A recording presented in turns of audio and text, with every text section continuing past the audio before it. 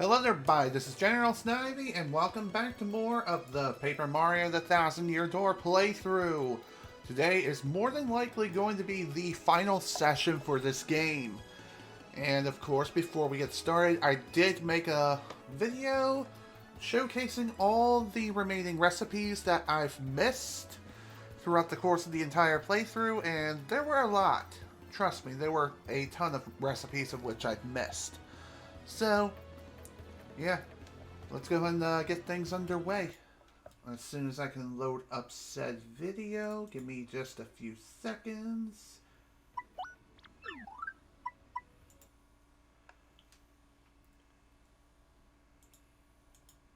Alright, here we go.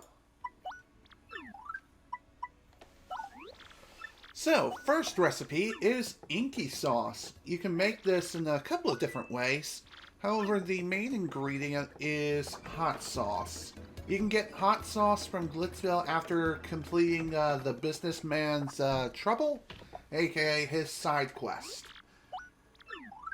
The easiest and most cheapest way to make inky sauce is definitely hot sauce plus tasty tonic. That is for sure. So, honestly, that really is the best way. As for each time you purchase hot sauce, it costs 10 coins per bottle of hot sauce. Also, you're going to need at least 4 or 5 inky sauces as well. So, yeah, the reason why you need that many is because there are several recipes of which require that many inky sauces. Also, I built up enough shop points to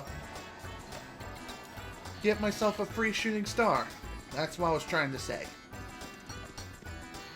Another thing worth noting too is I did readjust the mic gain on my microphone itself to see if my voice comes out a little bit louder, but we'll have to wait and see how it turns out overall. So, next recipe we're cooking up is Choco Cake. You make this by combining cake mix with inky sauce. Like, why would you put such a weird combination into this thing? I guess because chocolate? Your guess is as good as mine at this point. Regardless, though, this is something worth bringing up. It's a cake made by Zesty, and it doesn't really fill up that much HP and or FP. In fact, it's kind of lackluster. But, anywho, it is a fairly useful item, I guess. So next up, we're picking up some coconuts, which you can pick up in Keel Hall Key. And our next recipe requires even more cake mix. We're going to be making cocoa candy. You make it with a cake mix and a coconut. And no, it does not turn into a coconut gun. It does not fire in spurts. And no, I will not shoot people, as that will not hurt. I don't care what anyone says. Bite me. Okay, so Choco Candy really isn't that bad of a healing item. It may be useful for mid-game, but not post-game, for sure. Next up, we're picking up some fresh pasta. Reason why? Because, again, this is needed for recipes. And another recipe item we're picking up is, again, a Keel Mango. Keel Mangoes can be picked up at Keel Hall Key. Fresh pasta can be purchased for 50 coins each at Poshley Heights. Next, we're picking up a Turtley Leaf, because once again, it is required for several recipes. You can pick one up for free in Petalburg at any time right in front of the mayor's house.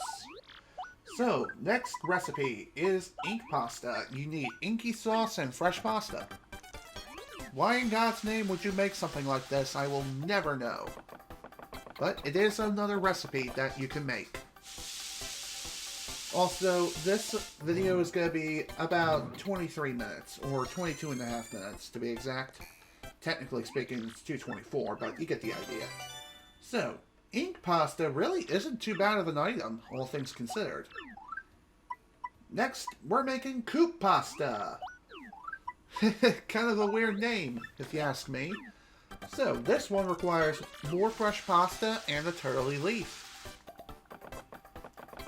Not a very difficult recipe, all things considered. It's just, sometimes figuring out what you need to make is kind of a pain in the ass. So here's coop pasta. Again, not too bad for early game, but when you can get your hands on pasta is beyond me. Also, random email. It just popped out of nowhere while I was exploring, so I figured I'd show that off at least. By the way, we will be reading that particular email later. And when I say later, I mean like after this little video is done. Which again, won't take all that long. It really won't. So, at the Pianta Parlor, you can come here to buy some cake mix with 6 Pianta coins, which is the equivalent of 18 coins. So, next up we have Mango Delight. I apologize for the slight editing mistake there. I thought I had the text on screen when I was looking at my preview window in Vegas, but apparently not. But regardless, you get the idea. This is a Mango Delight.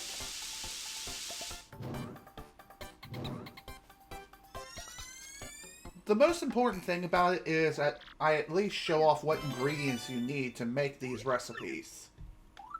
Both on screen and with text. Next, I decided to go ahead and check out the lottery for today, and as you can see, no winner today. Or that day for that matter, which was about 2 days ago. As far as how long it took me to complete the recipes, it took about 3 hours. Most of the recording was about 2.5 hours. That was because at the very end, after I completed 56 out of 57 recipes, I was completely stumped. And I had to search all around just to find out what the hell I was missing. So that was a real fun time. Next up we have Meteor Meal. This one, you really wouldn't think, oh, let's cook a shooting star along with another item, because why not? It doesn't really make any sort of sense whatsoever, but here it is, Meteor Meal. Again, pretty good item, only heals 7 HP, but it does have a secondary effect where it'll auto-heal you in battle, replenishes 2 HP per turn for a certain number of turns. By the way, some of the items that I've been holding in storage, I was holding on to for recipes. I did get a good number of recipes completed with the items I had in storage. So, next up we have Love Pudding. You just need a Mystic Egg and a Mango Delight. So, if you think that's a good idea to sell off some of your recipes, check for a recipe list and see if it's a needed ingredient. Trust me, you will thank me later.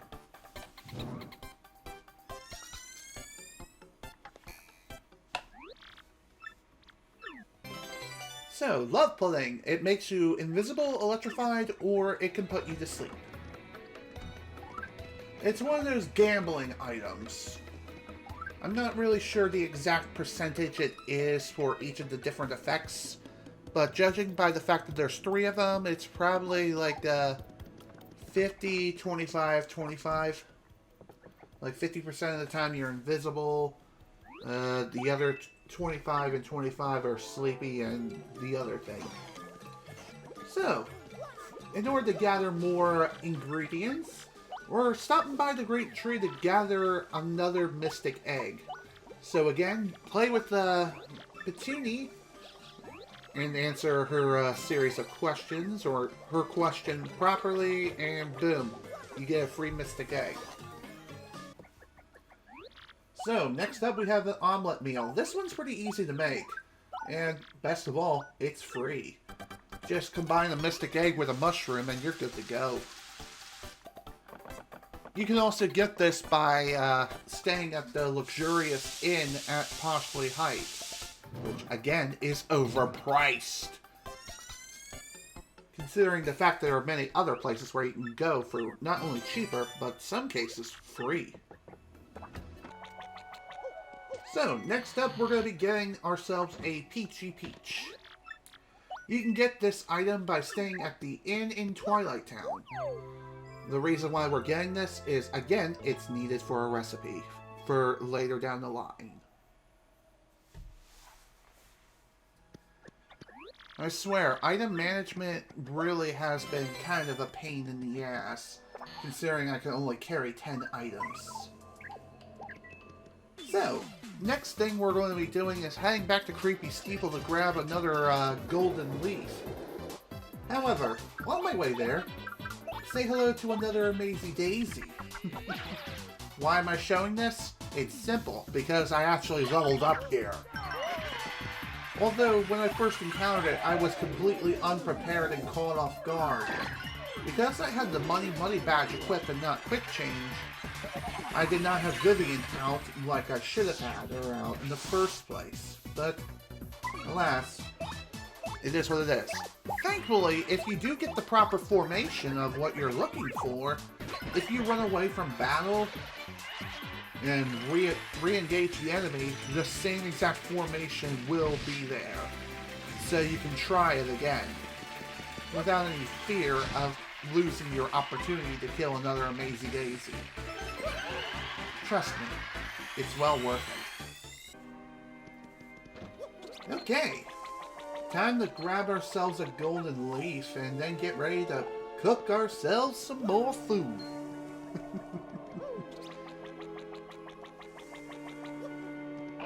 Again, kind of monotonous to have to go all the way to and from Creepy Steeple just for a frickin' leaf. Next, we're heading into the underground Rogueport shop to pick up a slow shroom here, as that too is needed for another recipe. I also had an extra coconut that I felt like selling, and I was thinking of selling something else, but I wanted to be sure that I wasn't going to be needing it for a future recipe. So ultimately, I decided to come back later. And trust me, we will be back later, anyway. Also, random jump cut. I thought I had a transition set up for this, but I guess not. Alright. Well, next up we have the peach tart. You just combine the Peachy Peach with more cake mix, of course. Isn't that fun? I'm sure it is. So here we have our peach tart. It's another gambler's item.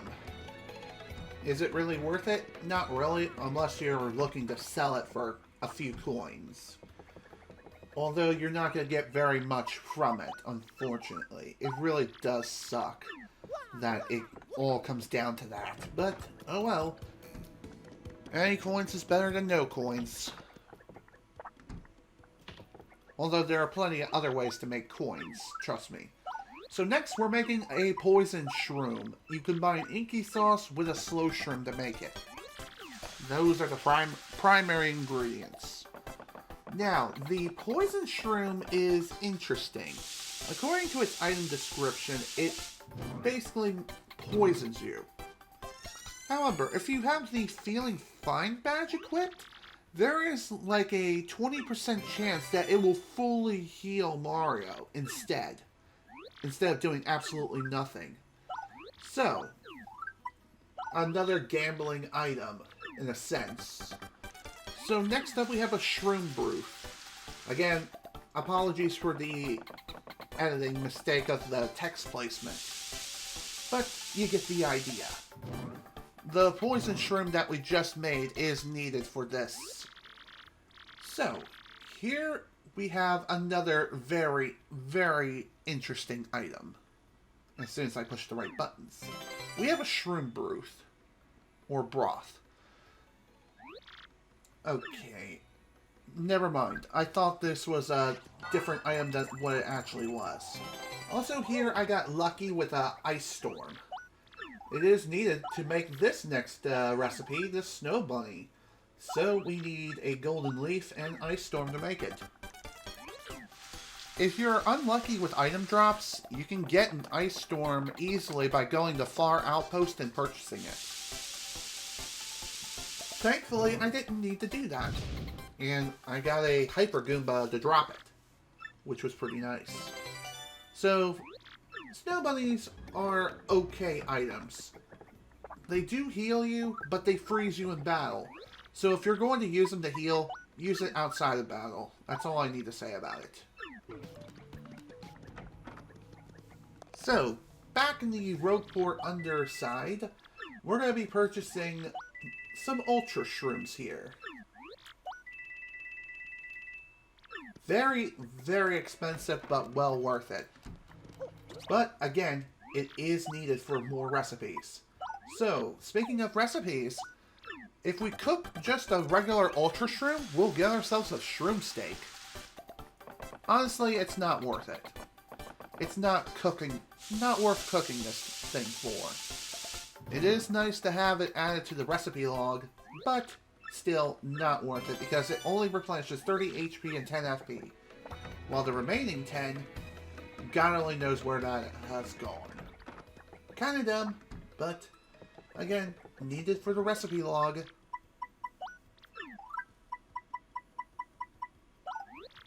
Alright, next we're going to be cooking ourselves something with a couples cake.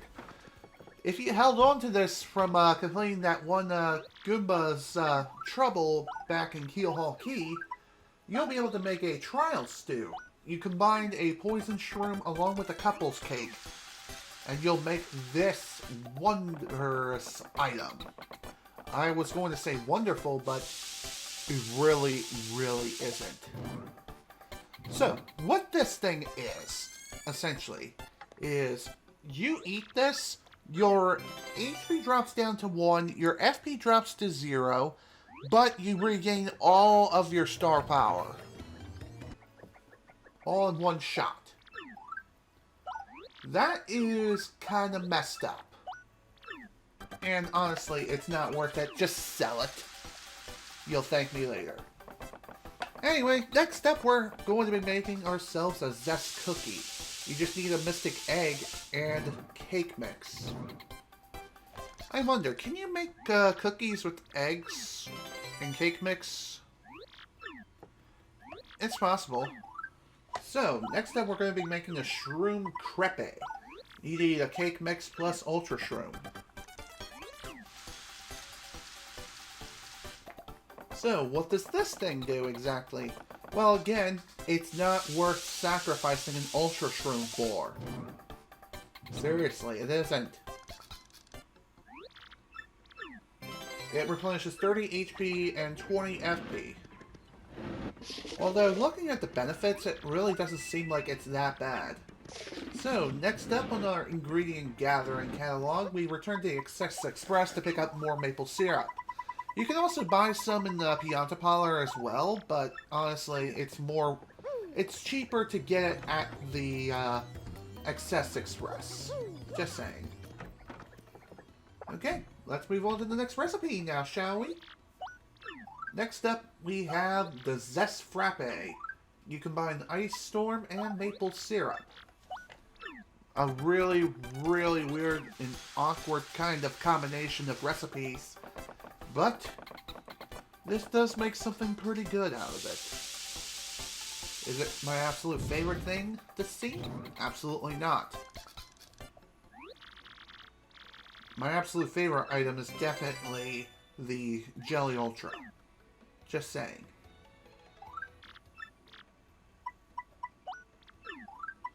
Okay.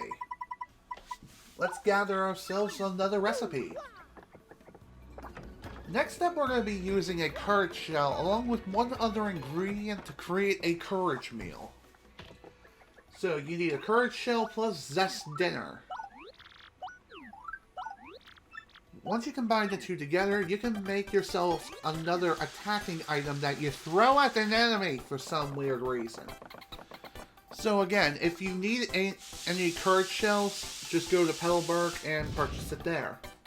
A zest dinner, you kind of need to make it beforehand before you can even make this recipe. So be sure to keep that in mind. Alright, on to the next one. The next recipe, I believe we have most of the ingredients for. Oh yeah. So, this next one is a couple's cake. You need a spicy soup plus snow bunny. Remember, the spicy soup can be made by using a fire flower.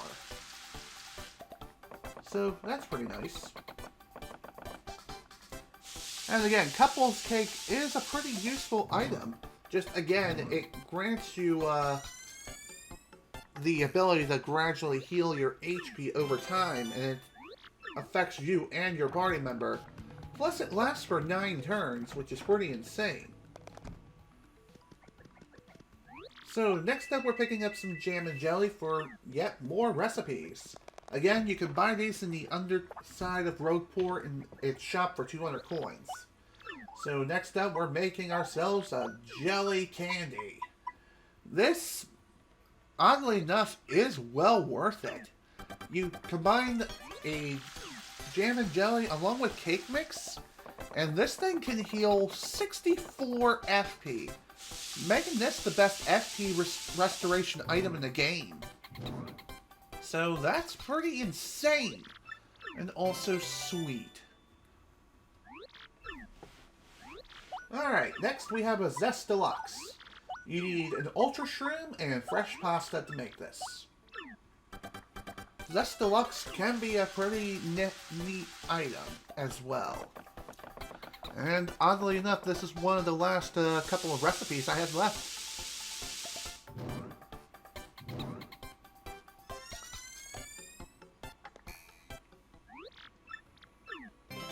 So, this one recovers 40 HP and 40 FP. Honestly, not bad overall. And we're down to our last recipe, spicy pasta. You just combine hot sauce with fresh pasta. This one really threw me through a loop. I was trying my damnedest to figure this out, almost as if I was trying to be a damn detective. The Mario Wiki was accurate for the most part. However, this one I had to look up on Game FAQs. Because for whatever reason, I believe one of the recipes on the Mario Wiki was duplicated. And I had to like quadruple check everything to make sure I had absolutely everything completely checked off of my list. So, with that, all 57 recipes have been made, and we're also going to be getting ourselves one more level up and 30 more, well, more or less, one more level up for this particular recording. So that way we are now fully prepared for the Pit of 100 Trials. And that, as they say, is that.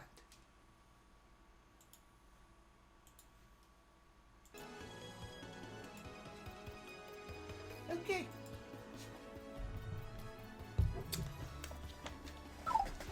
So, after I did that recording, I also went through my catalog to make absolutely sure that I was completely in the clear when it came to title entries. All the remaining ones are in the Pit of 100 Trials. So, yeah, with that in mind, let's pull up The Last Trouble in the Game by Swab. Erase that graffiti. I need someone to go to the 50th floor of the Pit of 100 Trials for me. Shaboom! So I need someone pretty tough. Shaplowy! For details, please see me next to the cannon statue in Far Outpost. Shaboomity. Alright. So, the details on this are pretty simple. We just need to reach floor 50 within the pit and destroy the graffiti that's described down there. How the hell did you reach all the way down to the 50th floor is beyond me. But regardless, he is there. He was down there. He made it that far, which is pretty nuts. I also forgot to read that email we received during that small recording. So let's go ahead and do that right now.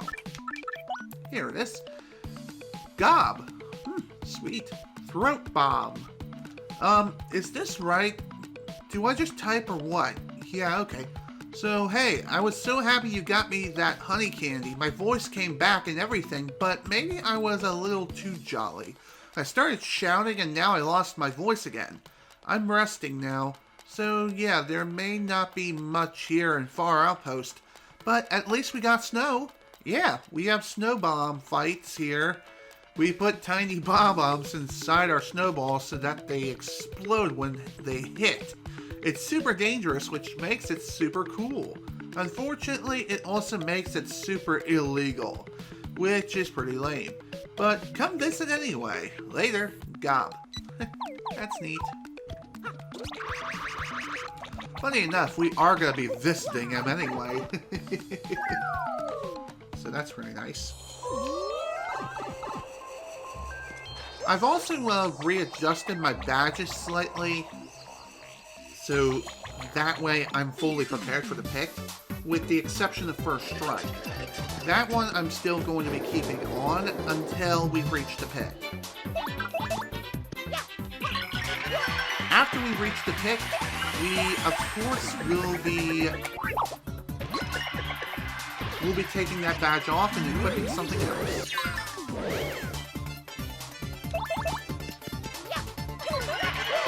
One other thing worth noting, of course, as I was trying to allude before, but I didn't get around to doing so, was that I did take a little bit of time to get like 30 more star points, so that way, by the time we reach floor 70 of the Pit of 100 Trials, we'll receive a level up. Of course, it looks like I'm going to be having to wait until floor 68, so again, kind of sucky.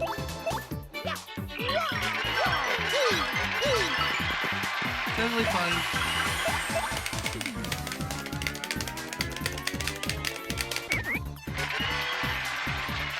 By the way, when we get out of here, I'm definitely going to be resting up at the road port inn. So that way, again, we are fully healed. Because I definitely need some healing. Alrighty. It does kind of suck that our client is all the way out here rather than at the pit. Kind of lame. Oh well, what can you do? You agreed to help for my trouble? Shaplawi! Thanks to you, Boom. There's a dungeon under Rogueport called Pit of 100 Trials, Shakao. I heard if one writes wish on wall of 50th floor, then wish come true. Shapop. I use special big explosion to get down to 50th floor and write wish. Crack. And then I realized the whole thing was a hoax. Shapdoop. I risked life getting down there for useless graffiti. I want it erased. Shapshoom. I would erase it myself, but I don't think I could get down there again. Shakaroom. So, could you go to the 50th floor of Pit of 100 Trials and erase graffiti, please? Shabloo! Of course. I'll be more than happy to do that, buddy. I'll be more than happy to do it. As we're going to be doing so anyway. By the way, I believe that you cannot destroy the graffiti before activating the quest. It'll only be destroyed after the quest is activated. I guess to prevent soft locking of completionists or something? Not too sure. Then again, maybe you can destroy it beforehand? I don't know. Your guess is as good as mine at this point. Regardless, though, we are definitely going to be returning to the surface. Of course, I walk on the frickin' Coup Patrol.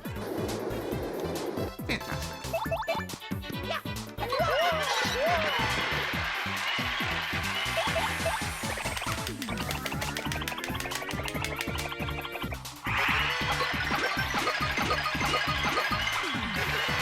I am going to be changing out my party member for sure when we get to the pit.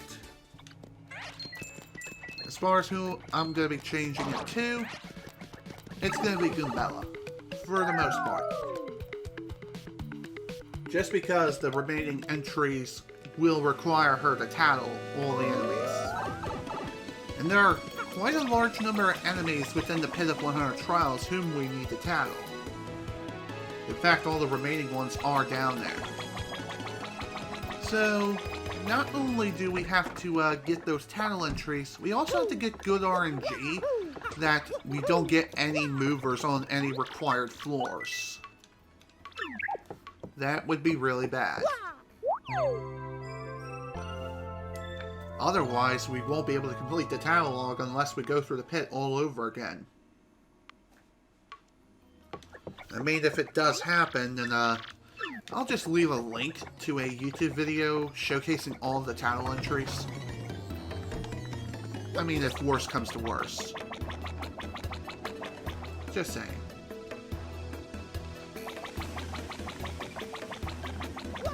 Alright, off we go. Actually, I forgot to check the lottery. Get out of here.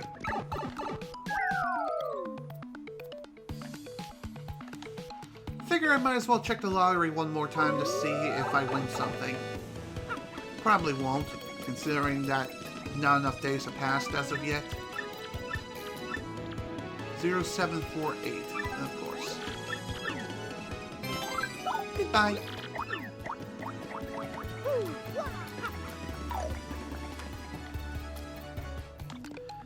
Well, that was fun. Time to head on off to bigger and better things.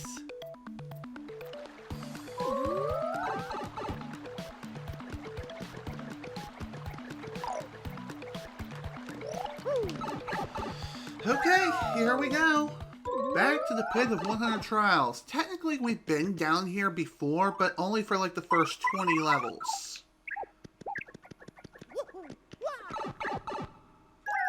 We've only done like the first 20 levels of this place. And I also forgot to go over my badges. Whatever. I'll do that after. And of course I can. You know what, whatever, this is fine. Besides, looks like I already got the tattle on him anyway, since I was first here. So, time to go over my badge setup.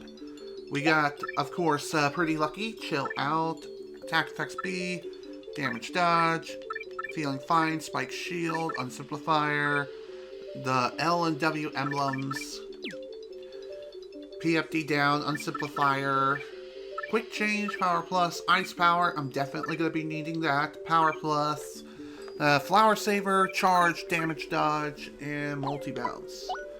So, let's see what we can exchange that one extra BP for. I know it's not going to be for a whole lot, unfortunately. I do have a few badges that I can equip to, help make things a little easier.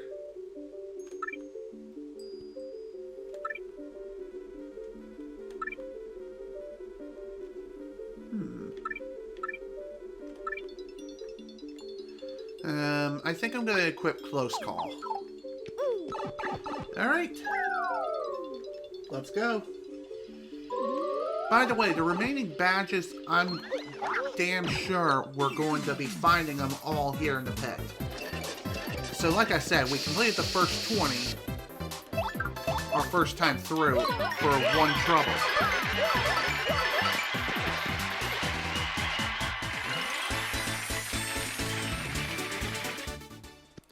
Actually, it might be a better idea to equip FP Drain for the first 20 floors or so. I mean, not the first 20.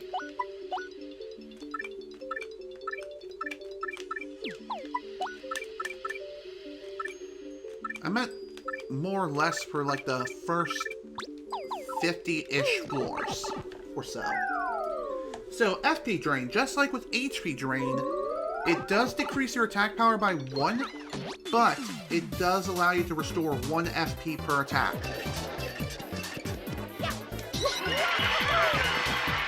Also sweet. Another Pretty Lucky badge. Miss Mouse, get out here and do your thing.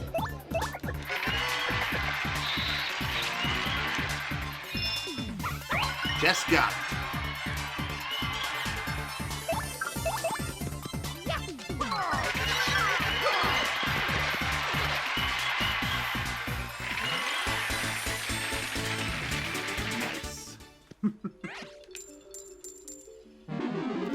So the reason why I have FP Drain equipped is so that way every time I use a multi-bounce, I can get that FP right back.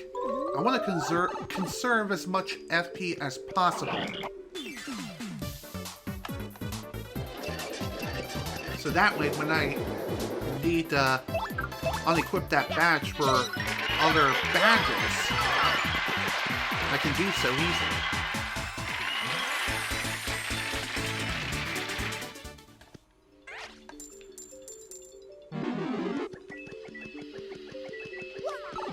Okay, let's move on.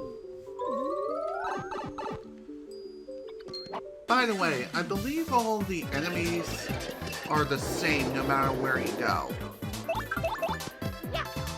Like, as you're proceeding further and further into the pit,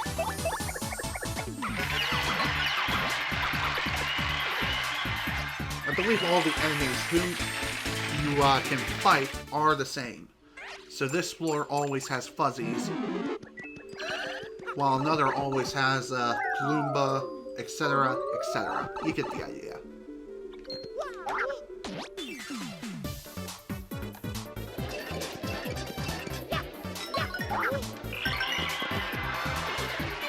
Alright.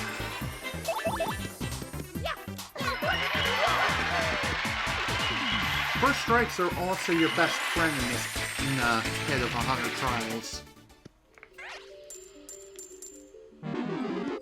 And again, the reason as to why is so you can get a really big initiative at the beginning of battle.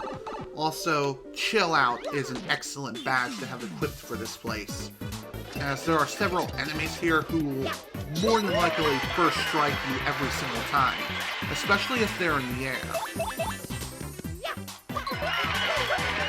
Just saying.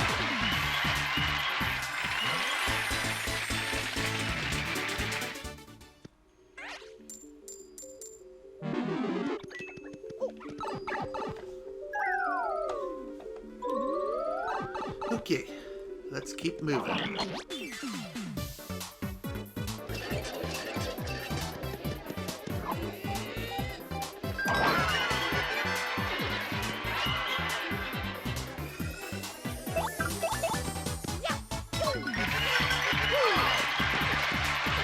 I've also fully prepared myself by fully stocking myself with lots of items. And I mean a lot of items. As far as items, we have 3 Life Shrooms, a Fire Pop, a Jelly Shroom, Honey Ultra, Zest Special, Zest Deluxe, Jelly Candy, and of course a Couples Cake. So some of the recipes I've actually made, I've held onto for this very occasion. Especially the Jelly Candy. That way, if I run low on FP, I can obviously restock on it very easily.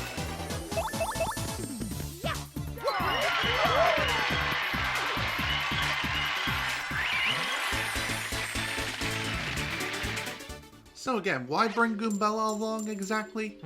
Well, she, of course, is going to be needed for many, many floors. So, Floor 10, we've already collected its reward. I believe it was a Sleepy Stomp. So, let's move on to the next one.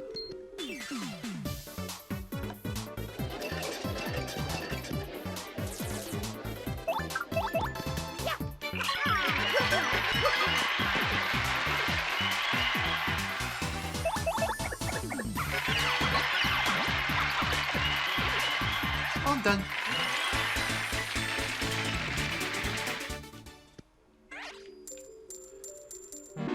Coming to the Pit of 100 Trials is also a pretty good way to make some money, too, if you need it. as the enemies here tend to drop a lot of cash. So, again, pretty sweet, all things considered.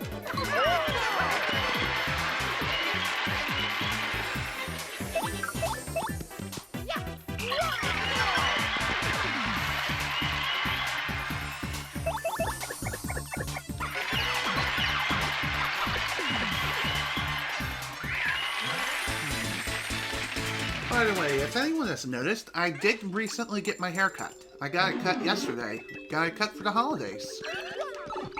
Honestly, the reason why I got my hair cut was because I really needed it. My hair really grew itself out over the past few months. Along with my beard, I also got that shaved off along with my mustache.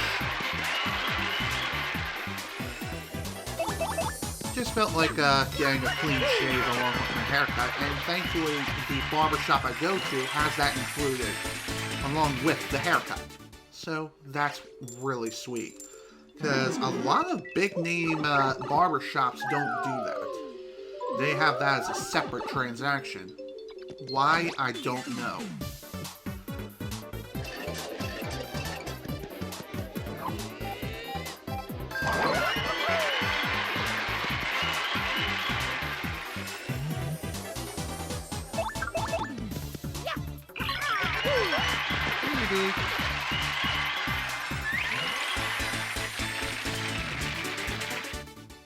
It may seem like we're going through easy street right now, but trust me, it will get harder once we reach the deepest crevices of this wondrous place.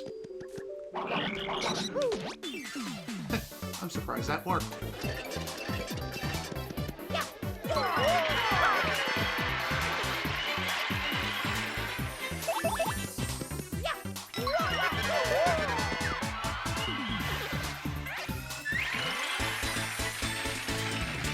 It may seem like I've over-prepared myself, but trust me, it's going to get rough once we get really, really deep into the pit. And I mean really deep. This is only the beginning, folks. The pit itself, I always take at least 2 hours to complete. No matter how strong I am. No matter what level I'm at, it always takes me at least 2 hours.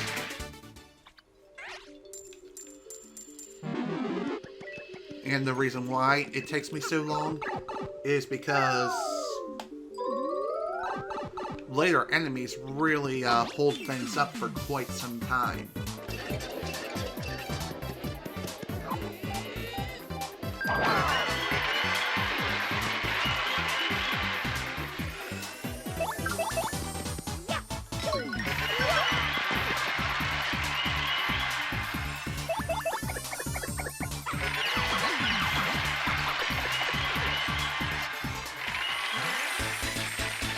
Oh, by the way, we have a new follower. I can't believe I didn't bring this up. Should have brought it up as soon as we started today's stream. But let me see if I can replay the alert. Here we go. And our newest follower, as of 11 hours ago, is Pyro Giro. If you're watching this stream right now, thank you so much for the follow, man. Highly appreciate it, and I hope you enjoy your stay here.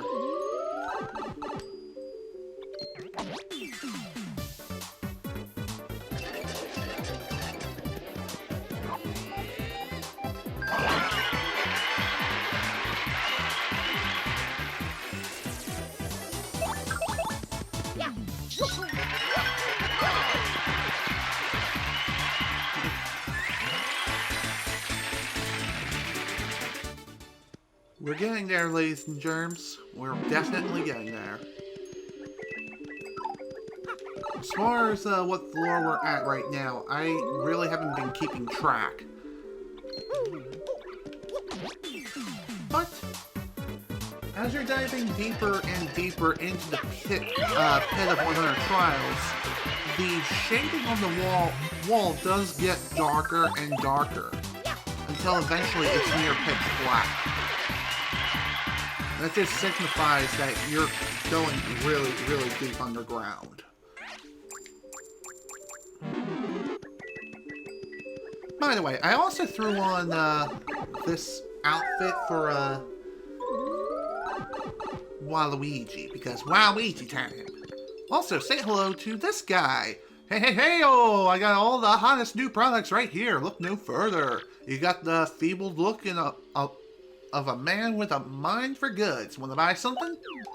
He always sells the same items no matter where you go, and he sells it to you every 10 floors.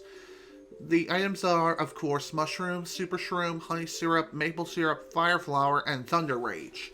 As you're progressing through all the floors, the items become more and more expensive. So be sure to keep that in mind. If you got plenty of coins to burn and you need items desperately, this is a good place to go. At least while you're in the pit. Otherwise, don't even bother wasting your money. Alright. We have our first new enemy. We have a Spiky Gloomba. That's a Spiky Gloomba. It's a Spiky Goomba that likes dark places. Max HP is 7, attack is 4, defense is 0. Its attack is pretty high, huh? I'm sure you know this, but try not to jump on its spike. I wonder if I'd look like that if I stay down here long enough. I'd rather not think about that. Are there tanning salons in Rogueport? Good question. That would be pretty interesting if there wasn't.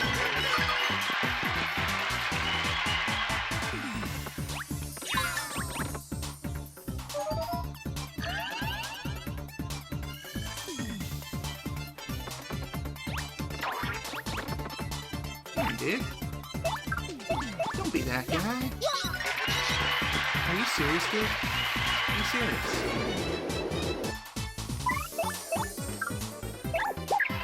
Alrighty. Of course. You have a bone to pick with me, buddy? Too bad.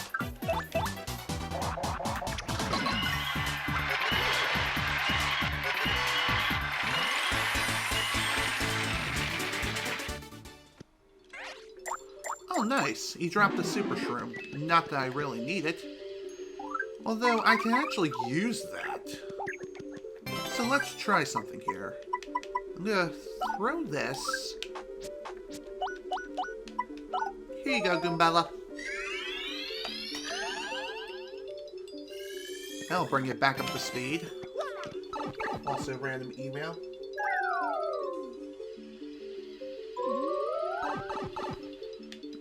Something about Reddit. Not sure what that's all about. Guess we'll find out soon enough. Probably at the end of the stream, but whatever.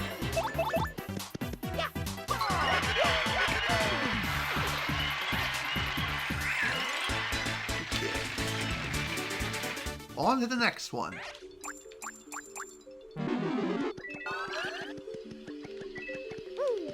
By the way, another great badge or two to equip for this place is definitely Heart Finder, Flower Finder, and Item Hog. There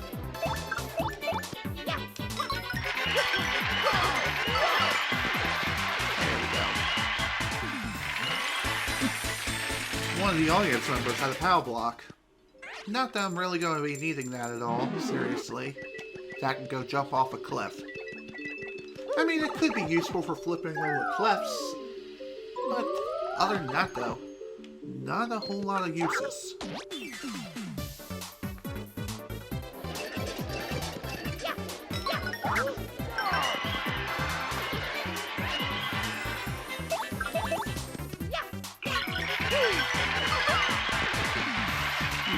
Kind of surprising.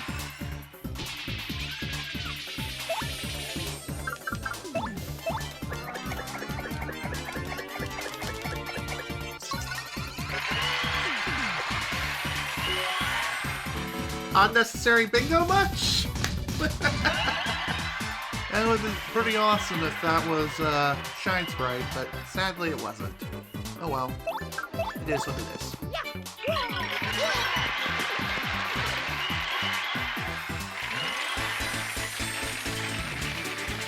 Another pretty big reason why I have Goombella out is for her Rally Wink ability. Another very, very useful Ultra Rank ability. It really is. It's one that you can't really go wrong with. At all. Seriously. You just can't.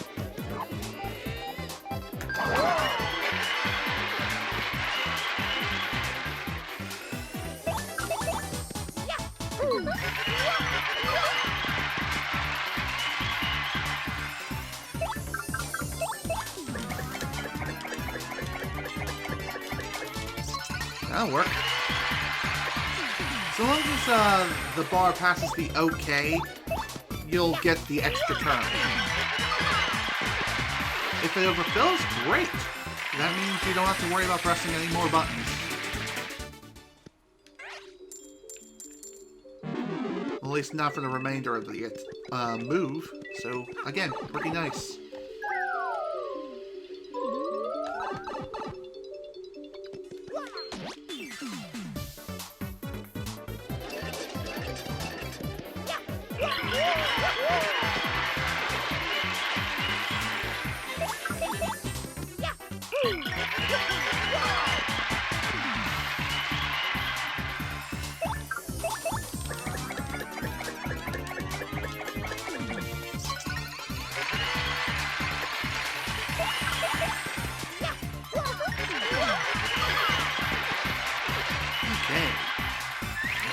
Let's move on.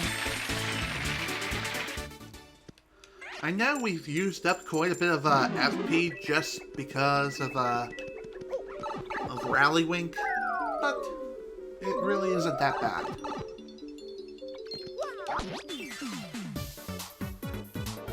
Not yet, anyway.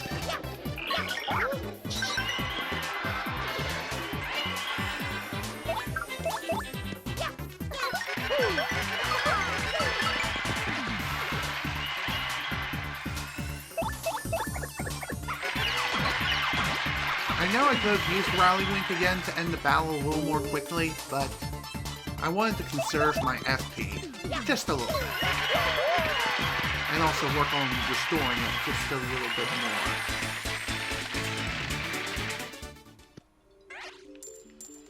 And thankfully, first strikes do count for an attack, so you get free FP for executing a first strike.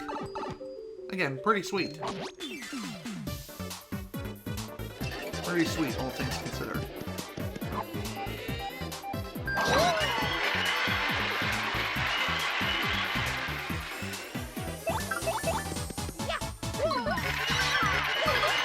Goodbye.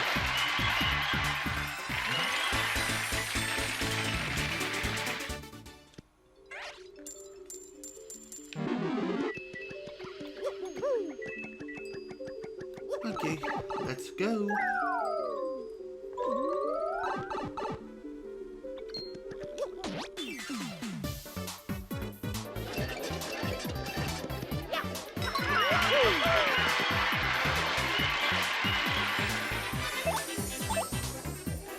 Oh, free coin.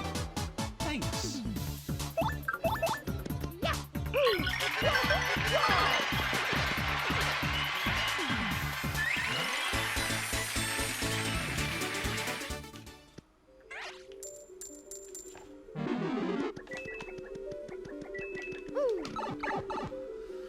Okay, on to the next one. Who's up next for the Slaughterfest? Well, no one right now. Alright, floor 30's reward is Zap Tap. Do damage to enemies that touch Mario in battle. Pretty sweet badge, especially for fuzzies. It requires 3 BP to equip.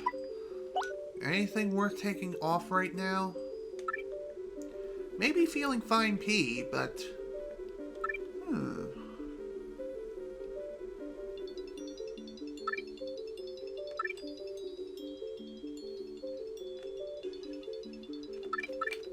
You know what? Maybe I will go ahead and take this off for now. Hopefully I won't regret it. We'll see. So, let's move on.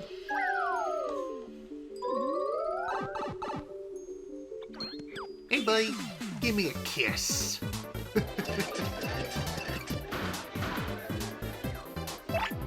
So Zap Tap will give Mario a permanent electrified status. So any enemies that attack him directly, with the exception of Koopas, they will receive 1 point of damage.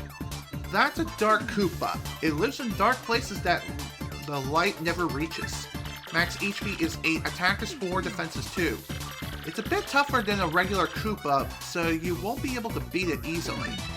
But it does have the same weakness as a regular Koopa. Flip it over and it's helpless. Why do you think it needs sunglasses down here anyway? What's the point? Maybe it's one of those things that's like it likes to wear sunglasses at night.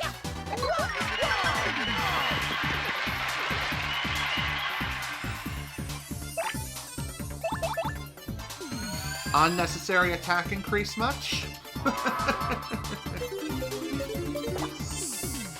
I probably should have tried to refill on my curse power before going through here, but oh well. It's fine. It's fine. We can work with this.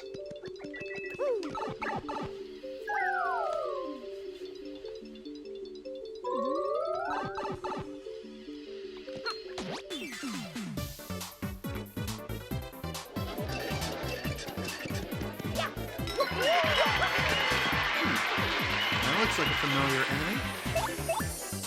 This Shady Koopa. Okay.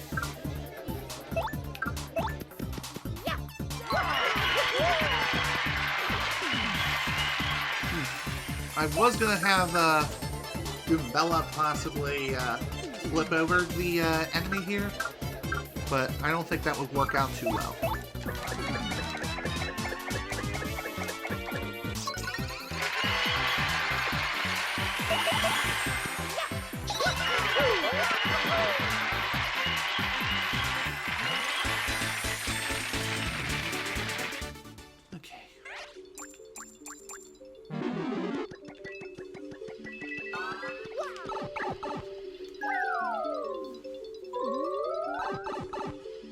Hey, buddy, give me a kiss, why don't you?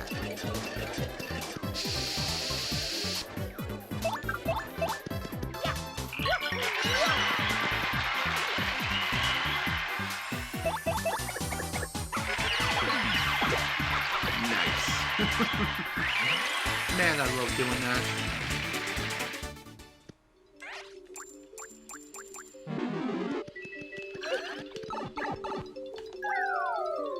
Okay, let's move on. Next Shady Koopa, eh? Next in line for the slaughterhouse.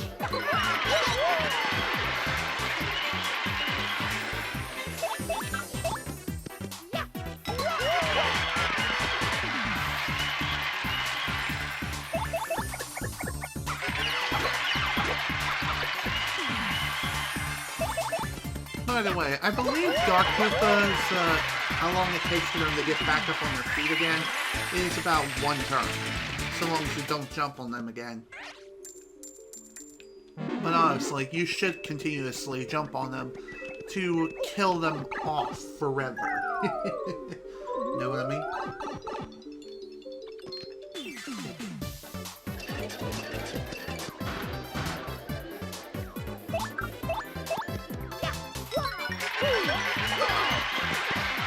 It may seem like I haven't, that Zap Tap is kind of useless right now, but trust me, it's gonna come in handy later. That's for sure. That much I can guarantee.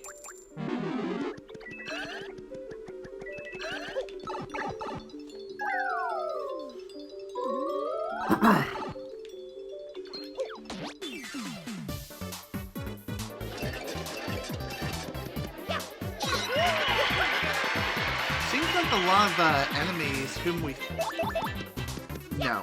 What I was trying to say was, it seems like we've been fighting a lot of the same enemies as we're diving deeper and deeper into the pit. But, like I said, that will change. Trust me. It ain't gonna be pretty.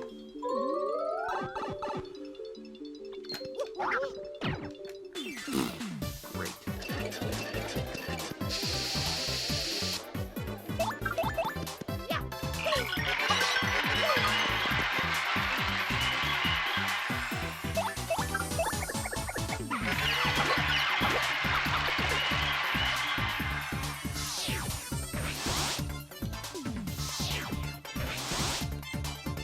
Another thing worth noting is that some of the enemies here are exclusive to the Pit of 100 Trials, while other ones, or approximately 80% of them, you can encounter in the outside world.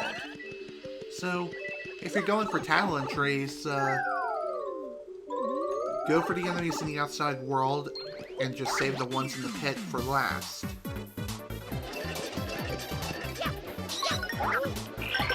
It's pretty obvious as to why.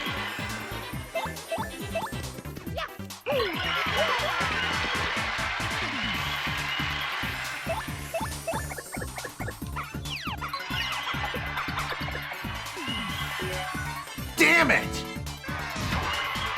Oof. Wow, that was bad. That was really, really bad. That's what I was afraid of. Frickin' triple mushroom bingo. God, I hate that shit.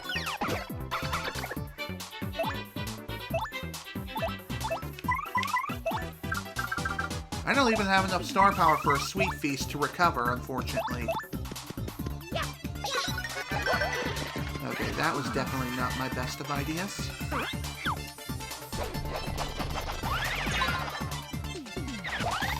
Wow, this sucks! It looks like we're going to be using up an item very, very early.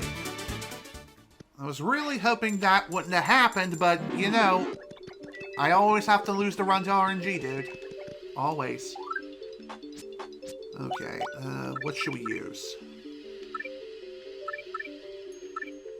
I think I'm going to use the Zest Special. Yes.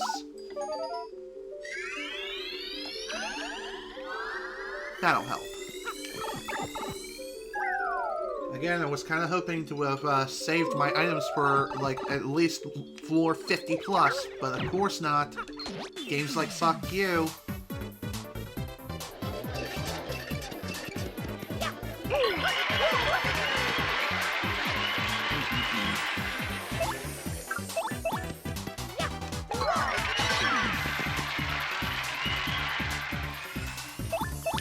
If that would have been Double Pain, if Double Pain would have been active in that bingo, that would have been an instant game over.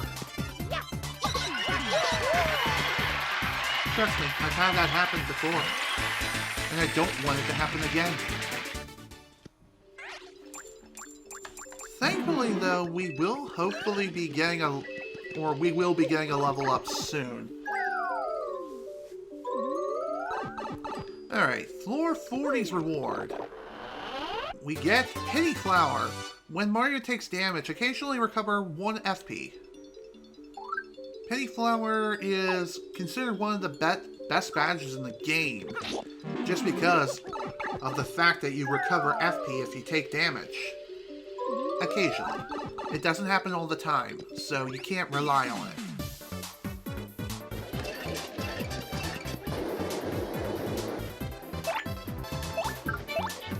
Wrong ability.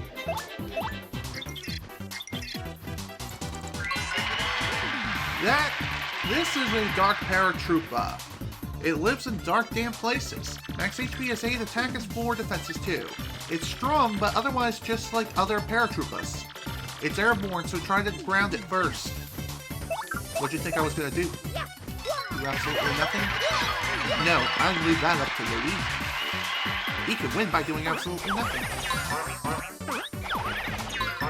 Oh, crap. Goombella's about dead. Jesus.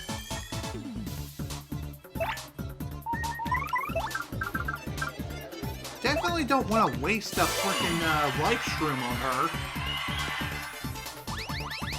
I didn't realize she was so low on freaking HP. And of course I get bad RNG.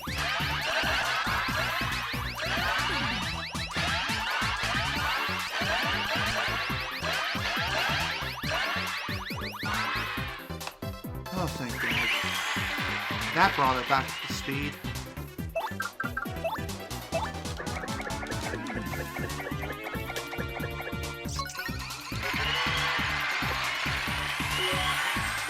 I was really hoping for a Shine Sprite bingo to counteract that damn mushroom. or a poison shroom bingo that I received not that long ago. But no, of course not. I can't have nice things ever. Unless it's absolutely unnecessary, which is complete bullshit.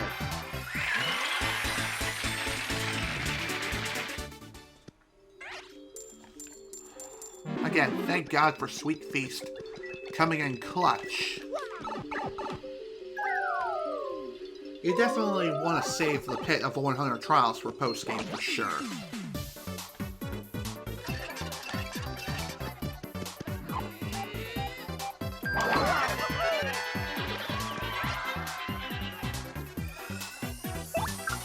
I guess one other thing worth noting is after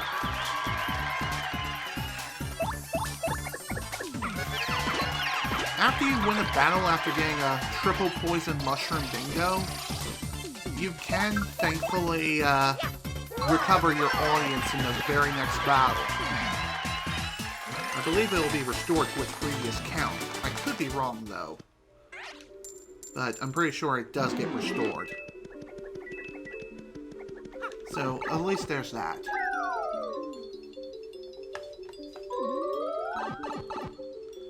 And this is why I have Ice Power equipped, because I knew I was going to be fighting Embers and the like here.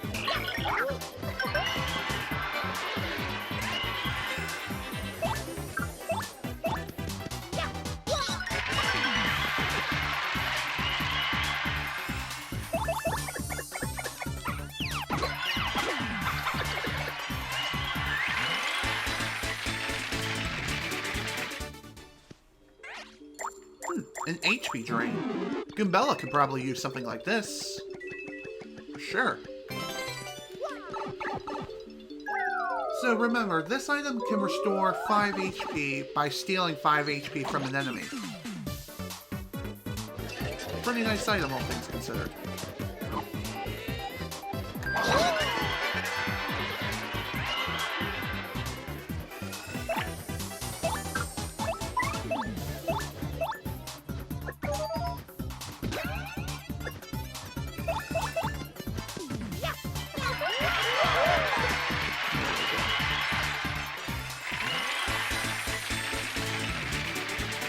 Again, that definitely helps quite a bit.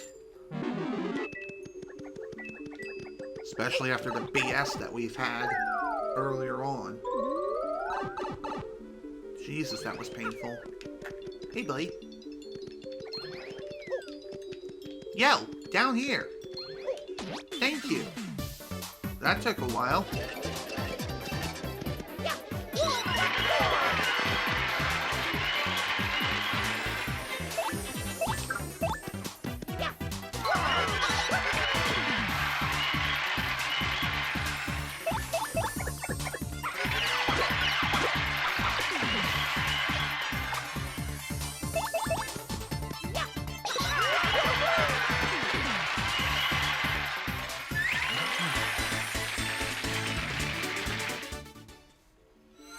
Oh, nice. Additional coins. Just what I needed. Not. Still, it was pretty nice to see.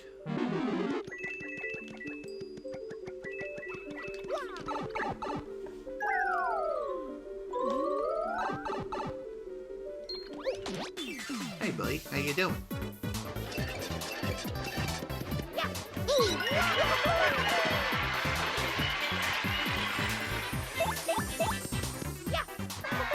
Come on, game, really? Oh, fuck you! Of course. Should have Rally Wink instead, but no. Then again, it probably could have missed too. I don't know.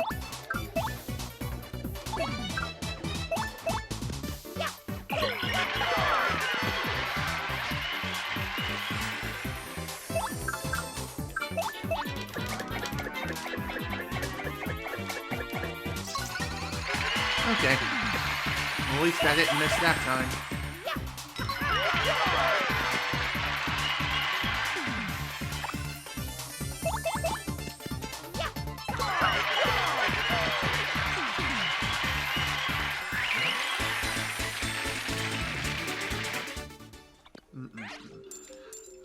swear to God, if I got another triple poison mushroom bingo, I would have flipped my shit.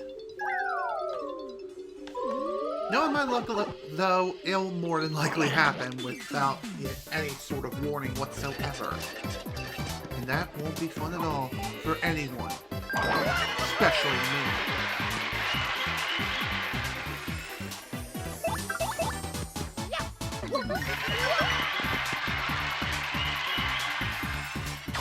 Oh, come on! Again?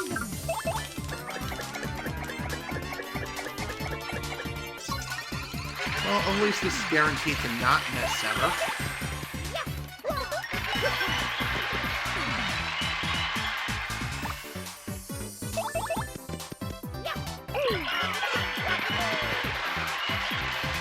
God, I swear, Stage Hazard's just been targeting Goombella and they just want her dead. Like, seriously, what the hell?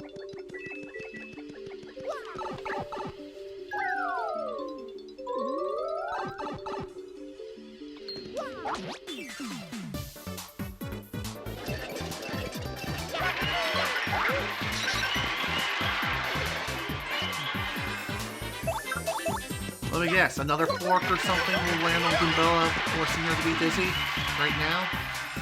No? Okay. Good.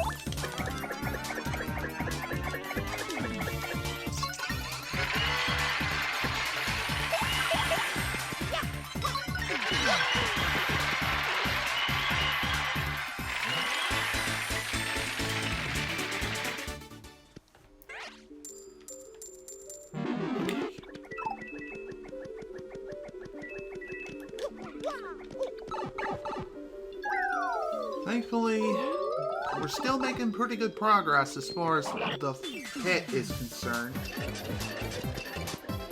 There is still that possibility of things going absolutely downhill.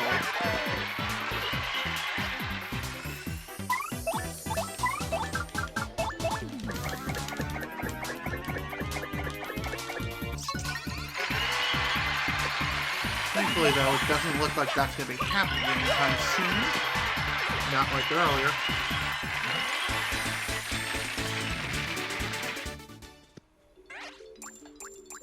I could probably do another sweet feast and get away with it, but I'd rather lower the enemy numbers within this next room first to be absolutely sure that I'm going to be able to get away with it. Okay, yep, here is floor 50. First off, let's grab the reward. We get the Strange Sack. This item, an item that lets you carry up to 20 items. So with this, we doubled our item capacity, which is awesome to see. So, before we destroy this graffiti, let's get a quick read at it. There is graffiti on the wall here. Schwab's wish. I want to get married to Bobolink, my dear love, in a shocker wedding. I want us to have 22 kids, so we can start a soccer team. Shablooey. This graffiti was scrawled on with a fierce hand. It might never come off. So, in order to get rid of this graffiti, it's pretty simple to do. Just throw Bobbery at the wall and it'll be destroyed instantly. So, there's that. Okay, let's go. Time to begin the second half of the Pit of 100 Trials. And this is where things really start to get hairy. And I mean, hairy. Say hello to the Badge Bandit. That's a Badge Bandit. He's a bandit who will go after your badges. That jerk! Max HP is 12, attack is 5, defense is 0. He has high HP, high attack power, and HP. He sometimes steals a badge when he tackles you, so use your guard carefully. And even if he gets one, keep your cool, okay? If he runs from the battle, you can always find him and re-engage him. Good point, but I'd rather not chance it. Especially now.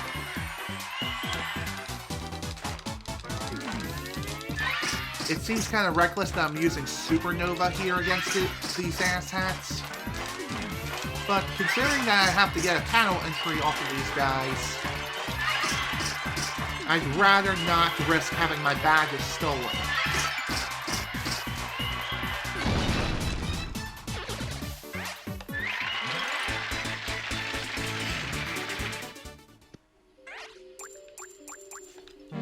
Ow. Fucking arm. Alright, on to the next one. An ice puff. Okay. And we also have an atomic boo, too.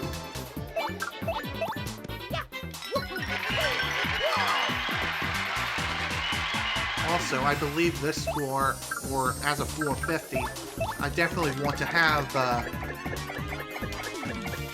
item hog equipped. So I'll definitely equip that badge at the end of this battle and exchange it for FP drain. That way I can not only restore my attack power back to 7, but also have increased item drops.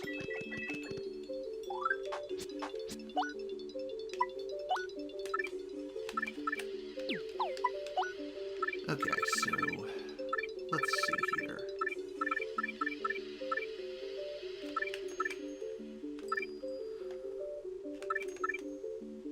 What did I want to equip again? Oh yeah, item hog. That is 3 BP. Damn. Alright. What else can I take off? I guess timing tutor, because I don't really need it.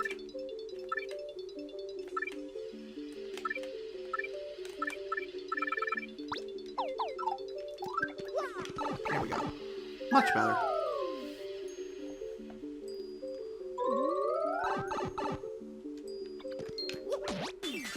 Hello, buddy.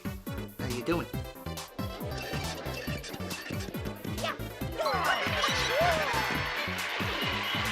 Okay.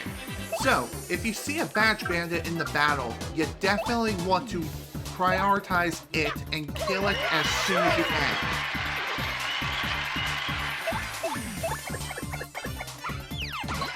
Unleash your strongest attacks so that way they don't steal your badges. Although, one badge that can help you with preventing them from stealing anything from you is definitely Zap Tap. They can't steal anything from you if they don't manage to dig into your pockets, right? Yeah, I don't think so. So Zap Tap is definitely your friend. Hey, buddy. Yeah, of course it is.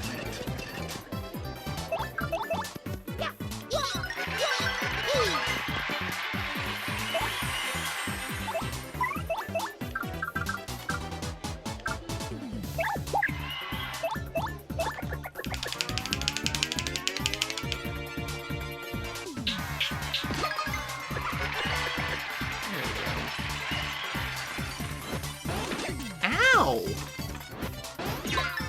That was definitely a lot of damage. But thankfully, these guys will receive damage if they attack you directly, which they more than likely will. So that is something to keep in mind. Also, even though I have a Fire Flower in hand, I'm probably not going to be using it. Also, say hello to a mover. This is floor 55, so if we talk to this mover here... Hey, what's up? I'm a mover. I know a few things about getting through this dungeon. For a few coins, I can move you where you want to go. Where do you want to go? You can choose to go down 2 levels, 5 levels, or to the entrance. Going down 2 levels as well as to the entrance costs 10 coins. However, 5 levels, you pay up 30 coins. So, again, kinda lame, but... I mean, not really lame, and it is relatively useful, believe it or not. Like, how useful exactly? Well, it's useful in the casual sense of being able to get through this place that much faster. The only caveat is that movers remove the enemies from the level that you're going through. And so you won't be able to get its title entry if you missed it. And Yeah. If it requires a title entry, then you're just going to be losing out, unfortunately. You'll just have to wait until you get to the... You'll just have to wait and get another shot later, if you can.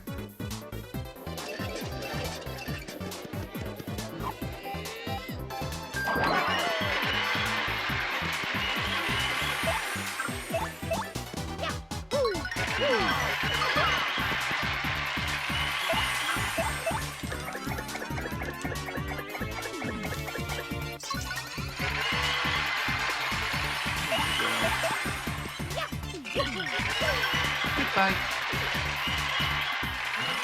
Goodbye, you bastards. A dried shroom, of course. Not exactly a very useful item now, is it?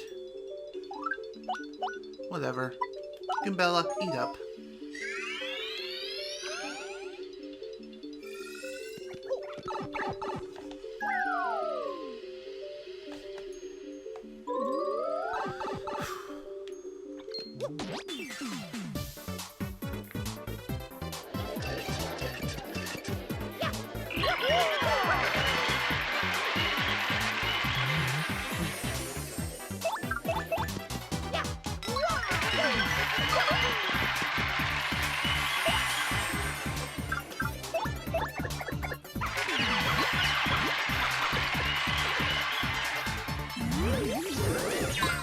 Heh, nice. Dummy. One other thing worth noting is that there is no Zap Tap variant of Zap Tap. So, it does kind of suck that it only exists for Mario, but it is what it is. I guess they didn't want to make me too overpowered, but they kind of failed in that department too. Considering that Danger Mario is a thing and a very legit strategy.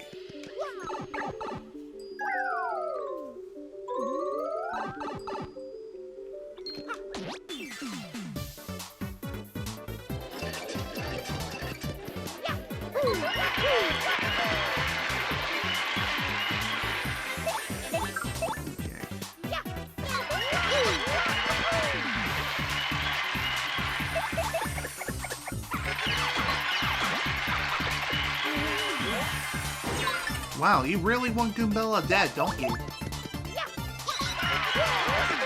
kind of late. I also noticed that Stibbity Bobo just went live. If he's still on by the time we get finished here, maybe we'll raid him. We'll see.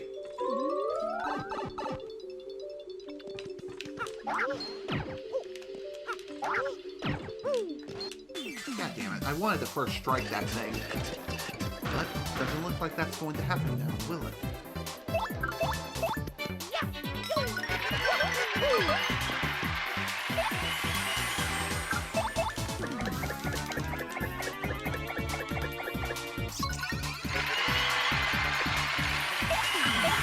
Oh, screw you, asshole! And he threw off my groove, too. Wow. Just wow. Seriously, man?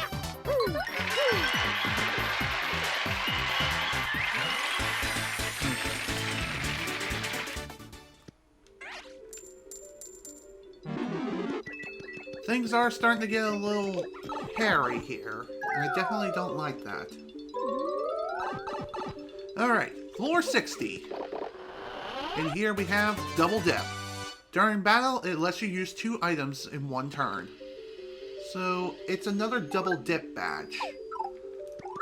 So you can get up to 2 in the entire game. So, that's pretty nice.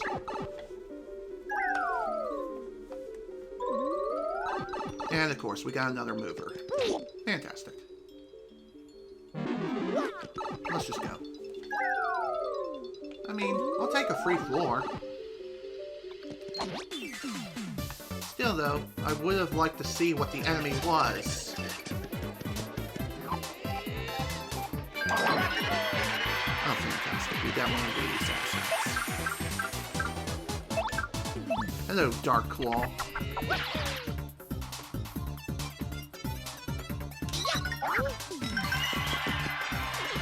So, remember the Dark Claw from the Glitz Pit? Well, they're native to the Pit of 100 Trials. And they're just as nasty here as they were up there. And it is not a fun time to be fighting those guys. Sometimes you can encounter 2 of them. And other times, maybe even more. They're going to be pretty commonplace as of the remaining floors.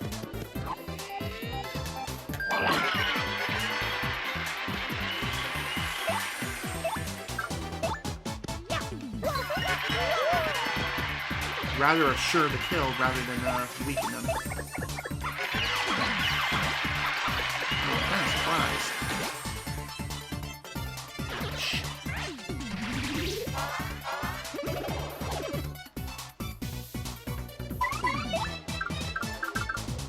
Alright, sweet peas. Let's go.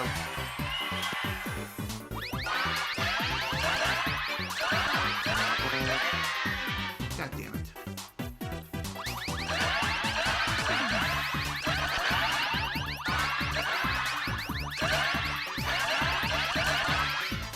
Alright, not too bad of a sweet feast. At least Goombella's fully healed again.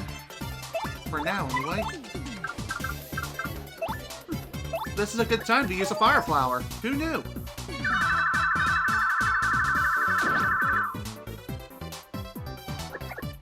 Again, it only deals 3 damage, but hey, at least it's something.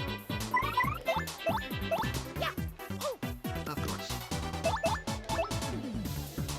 Power block? Will this work? I don't think so.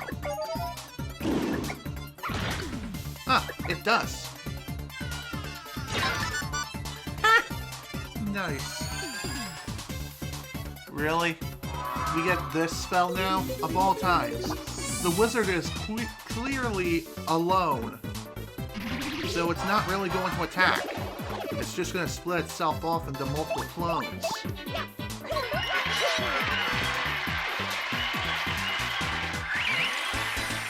So that was kind of a waste of a curse. Really? I hate how random that can be. It's really damn annoying.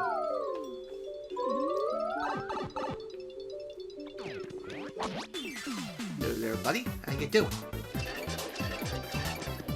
Okay, here's a pretty unique enemy.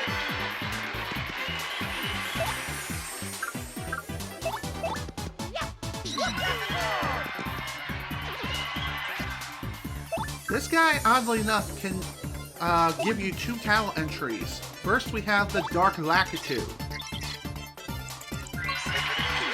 That's a Dark Lakitu. It rides a rain cloud. Max HP is 13, attack is 5, and defense is 0. It attacks by throwing pipes at you. If it's holding up a pipe when you jump on it, you'll get hurt. And sometimes the pipes it throws turns into a sky blue Spinies. Whoa! If you only attack the Spinies, you'll never win, so go after the Dark Lakitu. Of course. They also have a tendency to charge attacks. Oh, great.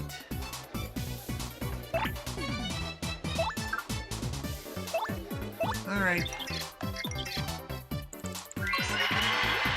That's a sky blue Spiny. It appeared from a pipe thrown by the Dark Lakitu.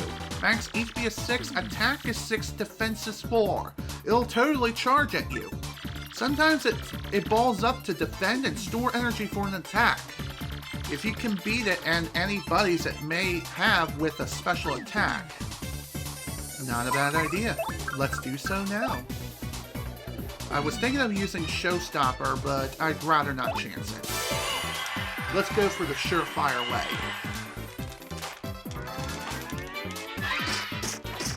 Although, are they really throwing pipes at you? Because it looks like they're just throwing Spinies. like sky blue spines. I feel like that the title entry for the Dark Lactu is a small mistranslation. But that's just me.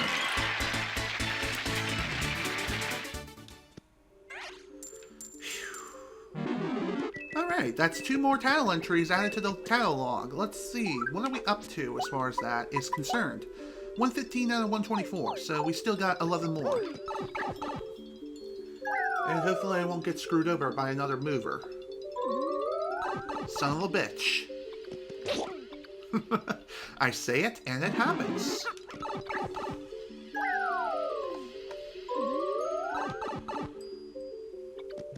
Hey, buddy.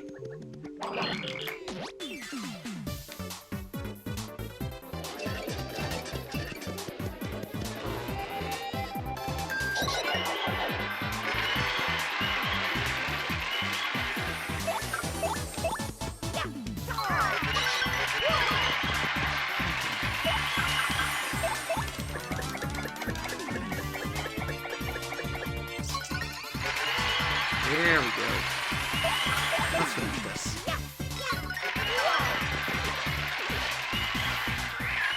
First striking one of these Dark Lactus is definitely the way to go. Just so that way you can clear one of them out practically immediately as soon as you start the fight. Or within the first turn at the very least.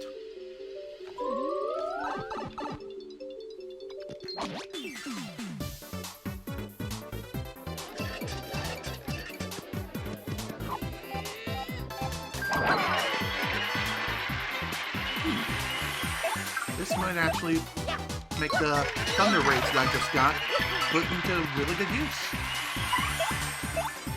Here you go. Everyone dies.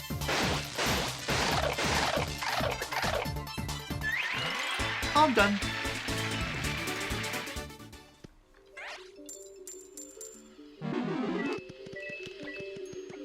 Okay. Thankfully, we don't have too many more battles left before our next level up. Only 8 more. And of course, we get another mover. Fantastic. Again, I don't know if I'm going to be screwed over as far as entries are concerned yet. I feel like I've gotten all I need to for this floor, but I don't know.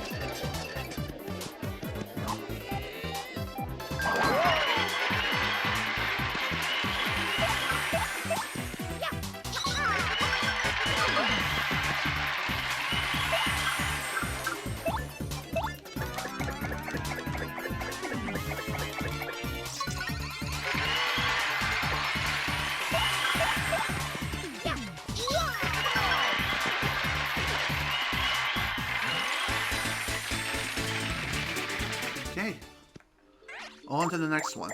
Also, Tasty Tonic. Am I really going to be using that? No, because it has no use here.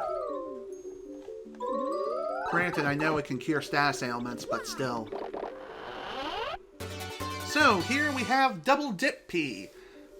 During battle, lets your ally use 2 items in 1 turn. So, you get 2 double dips as well as 2 double dip Ps throughout the course of the game. So, that's pretty nice. You know what? I think I will buy one of these from you. 160 coins, though. Just for 10 more FP? Whatever. I'll take it. I got money to burn. By the way, I believe he has an infinite stock of these items, so that's something worth noting.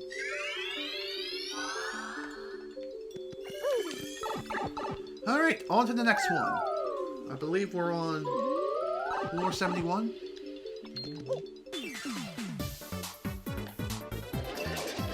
Okay, here we have some very, very annoying enemies. We have a wizard! These bastards are super strong. That's a wizard. It's a part machine, part organic, centuries-old thing. Max HP is 10, attack is 6, defense is 3. It uses magic to attack, heal, and alter your condition, so stay on guard. Its defense is high, but we can totally take this thing. Unless it goes invisible.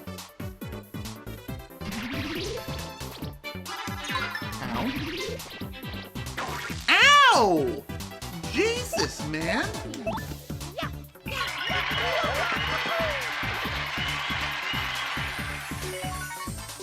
God damn it, I was really hoping for a bingo there.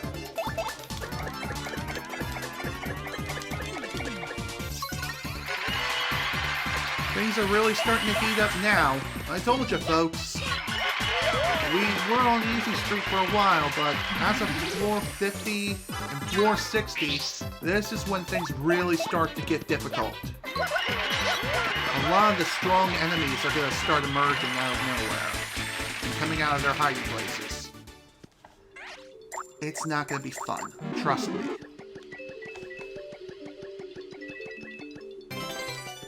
Okay. So, floor 71. Okay, we're 10 floors lower than I was originally expecting. Oh, hello. We have a Dark Coop Patrol. So remember these guys from the pit? I mean, from the Glitz pit? Well, they're here. They're here, they're mean, and they are ready to play.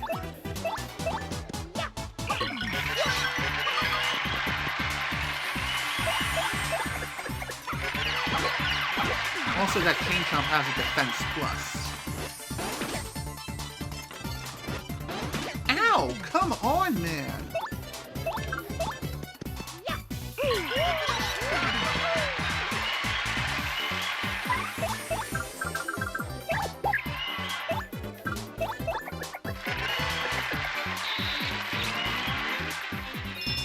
Oh, wow. Okay. It's basically all but impossible to steal anything from a Chain Chomp. Wow, that's lame. Even if you get the bar to hit okay, it's not going to be possible to steal it. Although that curse that just happened, that really did come in handy, all things considered. And a Vulture, okay. Not really going to be needed.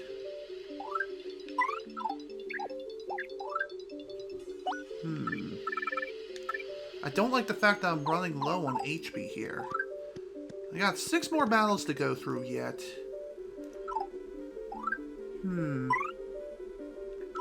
I think I'm gonna pull out Miss Mouse for this next battle. Also, hello Shawaria Mox. Glad that you can make it to the stream. Also, I believe that's a new enemy.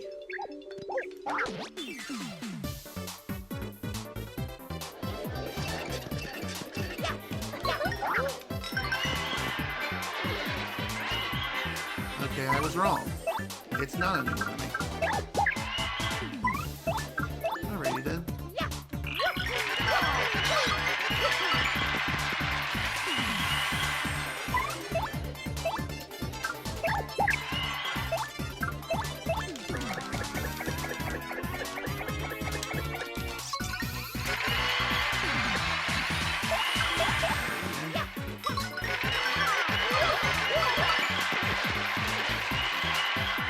Anyway, as you can see, we are going through the Pit of 100 Trials.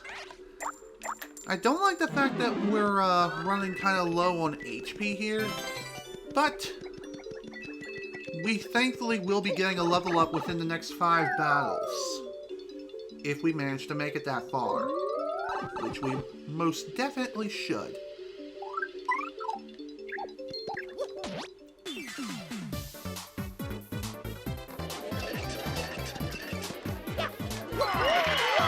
Oh boy, we got 2 Coop Patrols here. That's definitely something.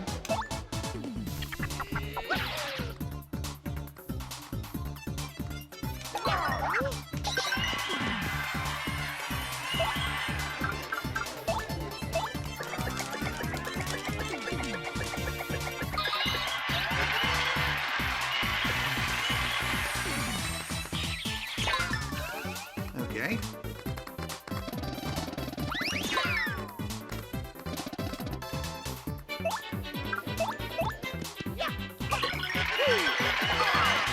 Honestly, I was thinking that Coop Patrol or Dark Coop Patrols were they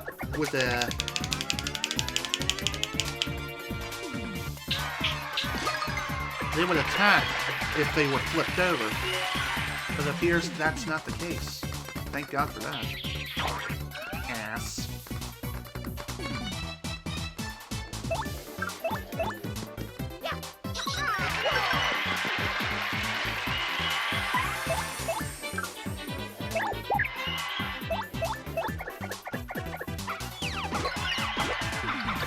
Okay, thankfully this battle is just about won.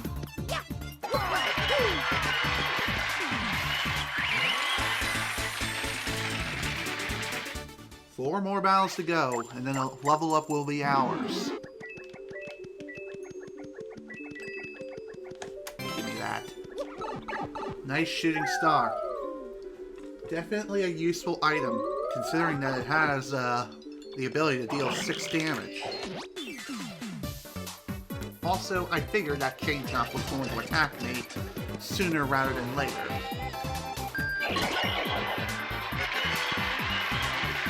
Okay. Very nice.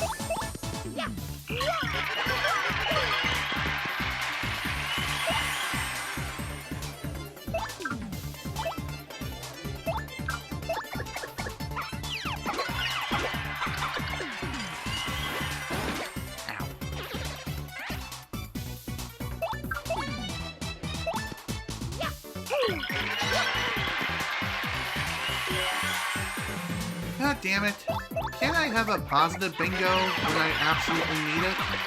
And not when I don't need it, please? Is it really that hard or that much to ask for?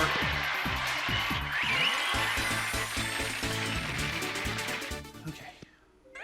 Almost there. Pretty nice that we get a free mushroom out of this. Gimme. I'm eating it.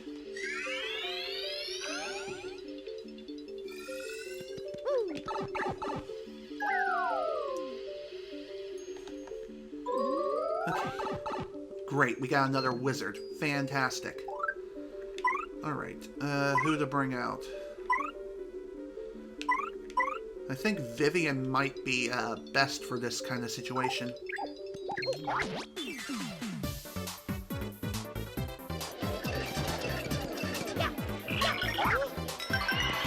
Alright, not as bad as I was anticipating.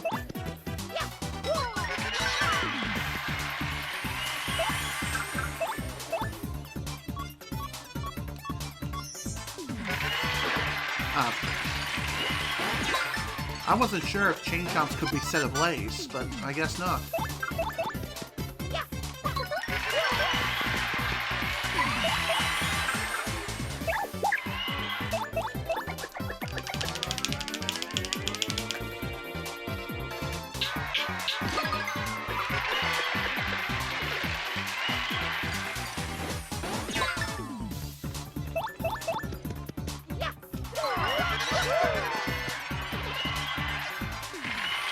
Alright, 2 more to go.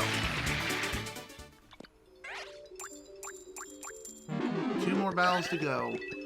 And then we'll finally get a freaking refill on everything. Which will be awesome. Alright, we got another Koopa. Dark Koopa Patrol. Okay.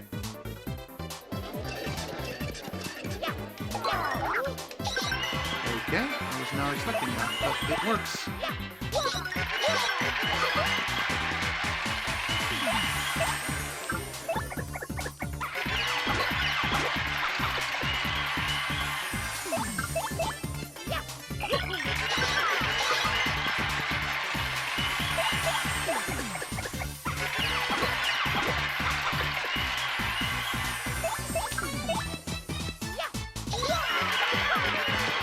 Oh yeah.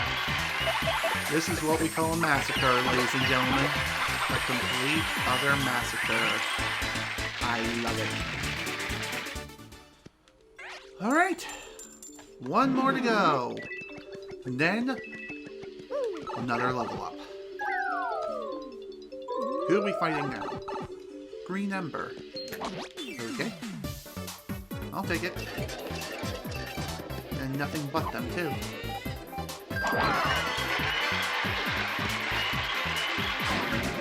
God damn it.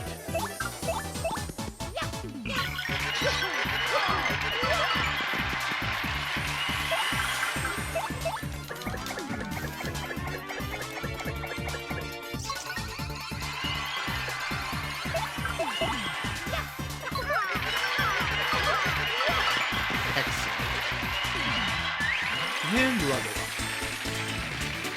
HP and FP fully restored. So, as far as what our final upgrade is going to be, it's going to be HP. Might as well, right? Also, random mushroom. Not that I'm going to be needing it, especially now. But, again, something to hold on to, and they'll probably use it on a party member or something later.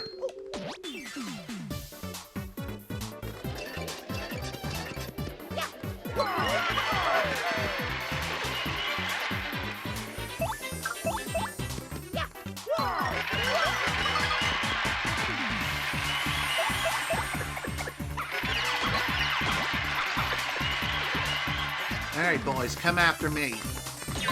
There you go, that's how you do it. That's too funny how they can't even latch onto you, and because of that, they can't deal any damage to Mario. Also, unnecessary curse much.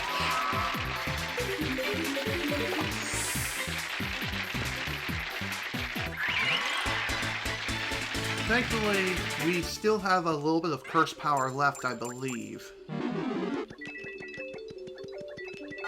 I most certainly believe we do.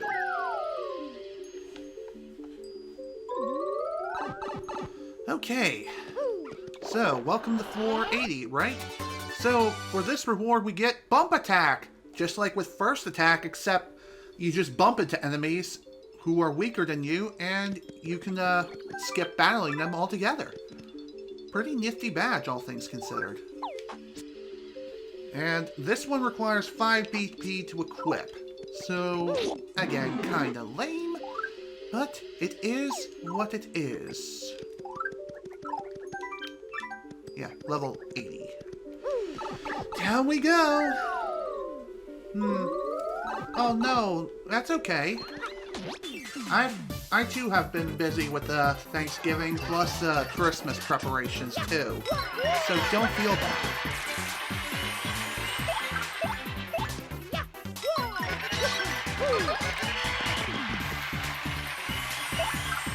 Alright, say hello to this new enemy, the Orangula.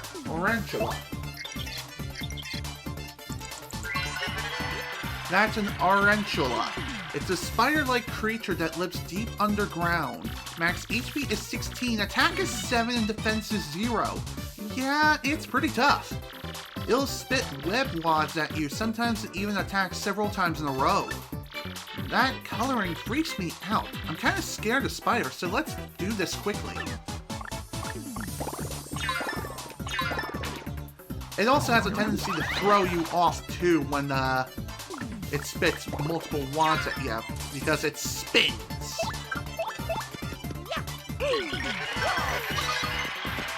It spins a lot.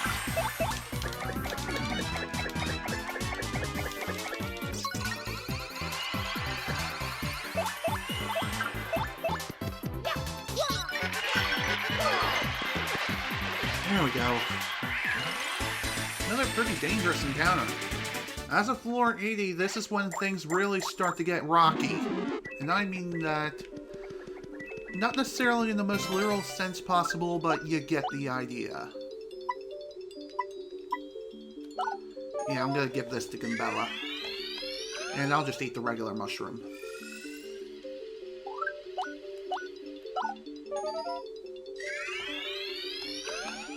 There we go.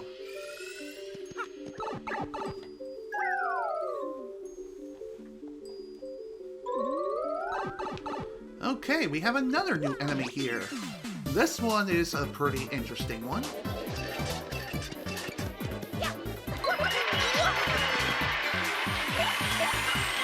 We have a dark bristle.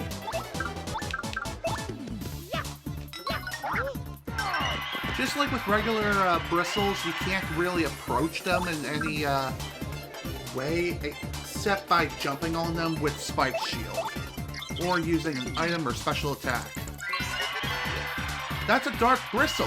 It's an ancient creature made of rock. Max HP is 8, attack is 8, defense is 4. You can't jump on it because of its spikes, and you can't approach due to its spears. And its defense is high. You better take it out with special attacks or items.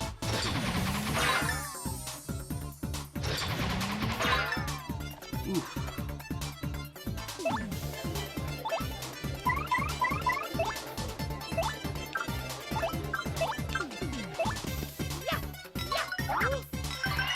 Cool. At least that was enough to,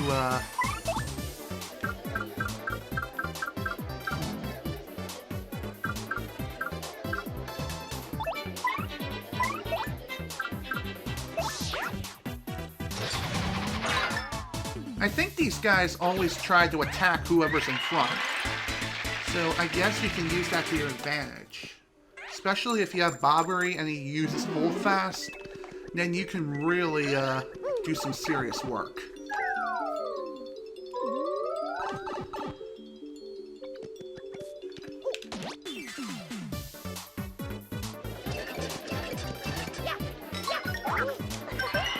I'm surprised I counted as a ground pound, honestly.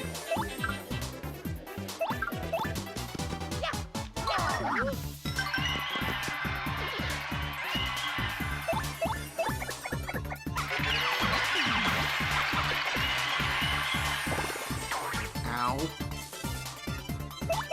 That hurt, you ass.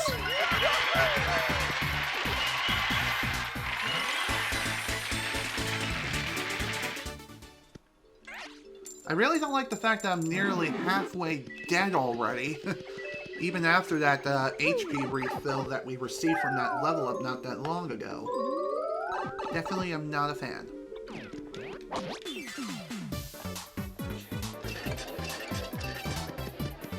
Hello there, new enemy.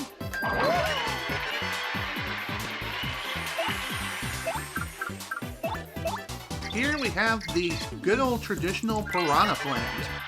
That's a piranha plant. In fact, I think it is the strongest type of them all.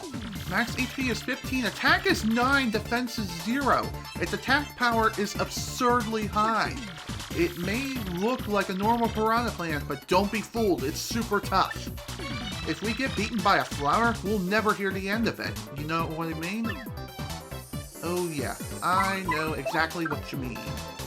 So let's try Showstopper.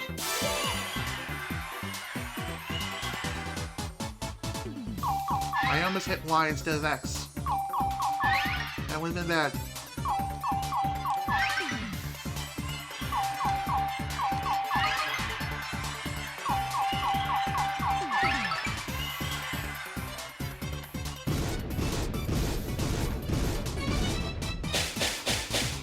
God damn it!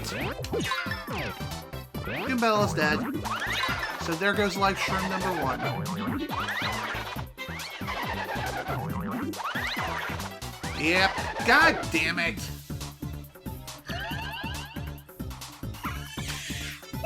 Wow, that was bad.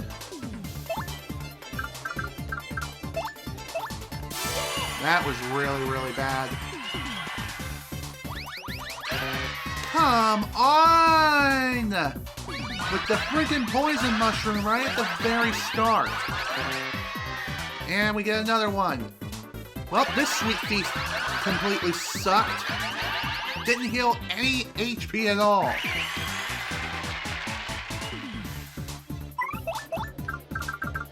Bobbery, get out here, blow everyone up.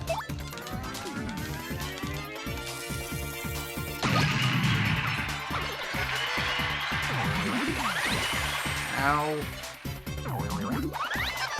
Oh, thank God that missed.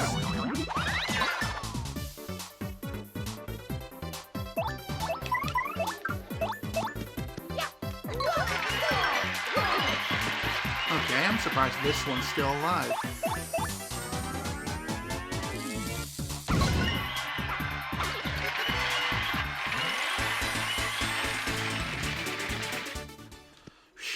That was actually really scary, I'm not gonna lie.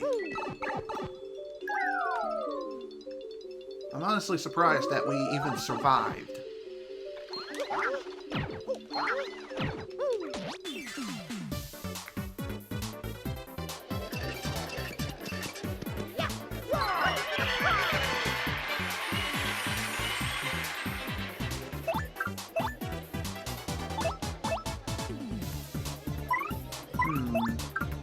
trying to think of what to do here. Screw it.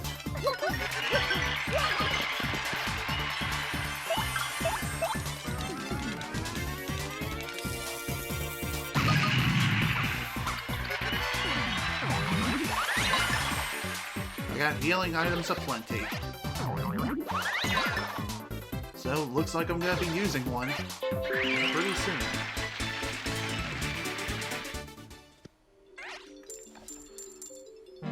Definitely am not a fan of having to use one of my strongest healing items just to restore myself. Yeah, I'm gonna use it now. Alright. I'm gonna use the Zestilux.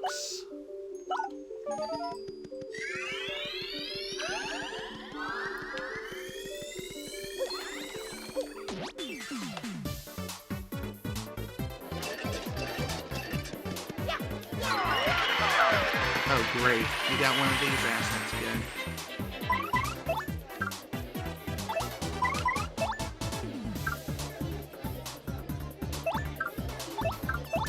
Screw it. Spring jump it is.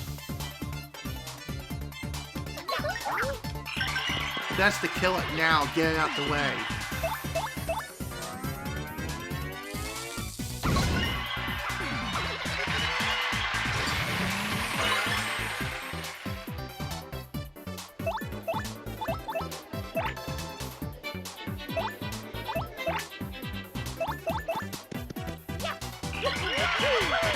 Oh wow, it's still alive.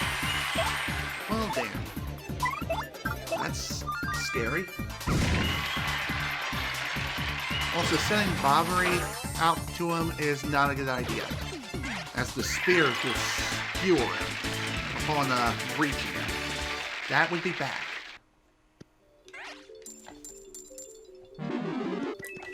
This is why I packed a lot of healing items, or as many as I could. In hindsight, I wish I packed more items that restore HP rather than FP, but alas, it is what it is.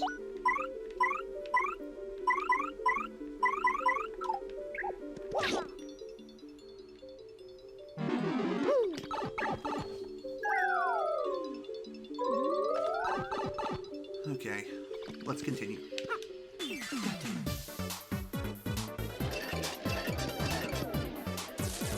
Alright, so who to take out first?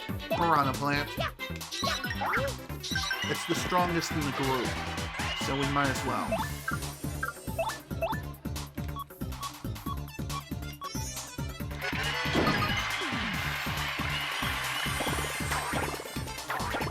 Come on, man!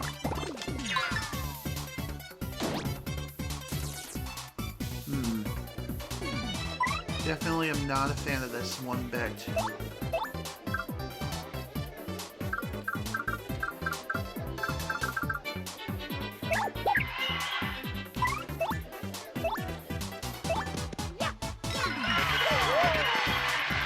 Come on, please no triple... Thank you! I could not afford to get another triple poison mushroom bingo.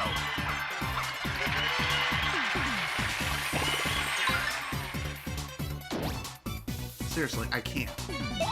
If I get another one, I'm just as good as dead. The run will be over.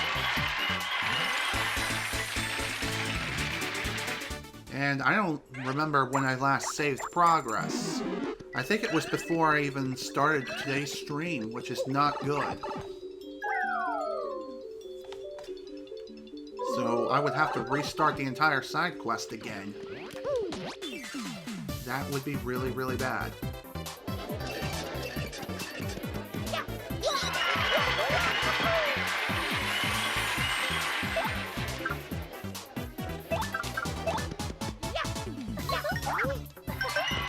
Best to assure the kill now.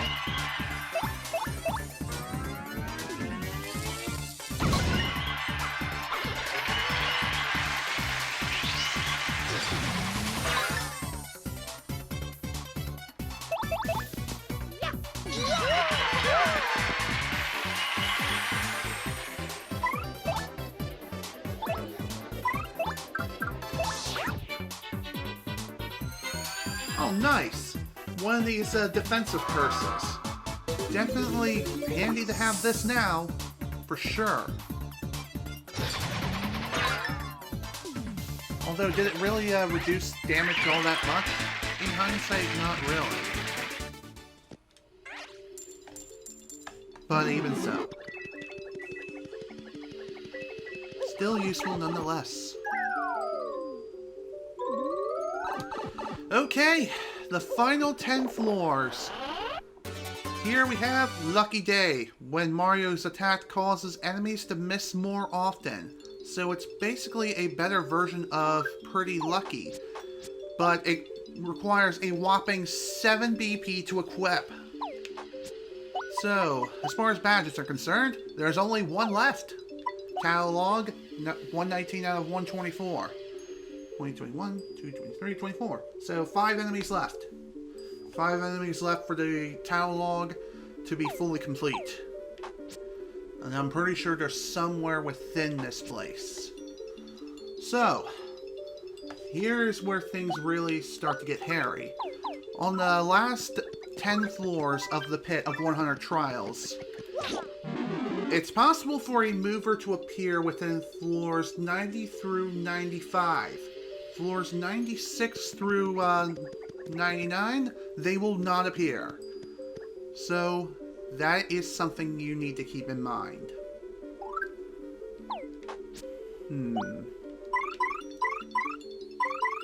I'm pretty sure I'm going to need Goombella out for this.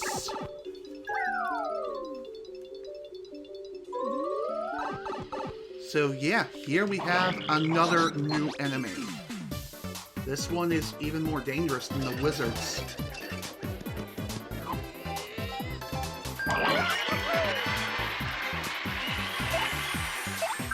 This is an elite wizard. That's an elite wizard. This is the top of the heap of half-machine organisms. Max HP is 12, attack is 8, defense is 5. You can probably guess this, but it uses various magic moves in battle. And if it's alone, it'll create illusions of itself. It has no real weakness. So just use whatever you've got to beat it, okay? Let's go, Mario! Indeed. We're ending this now.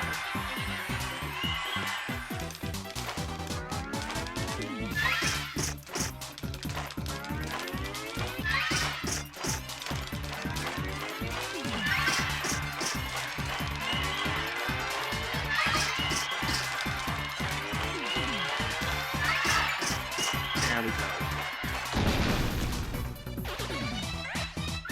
By the way, it is possible for an Amazing Daisy or 2 of them to appear within the final 10 floors.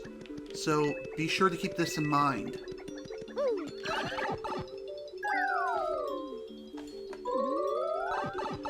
Okay, and another new enemy. Perfect.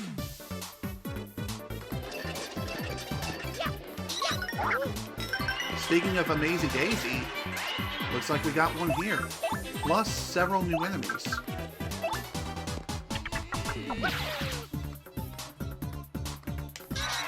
Oh, fuck you!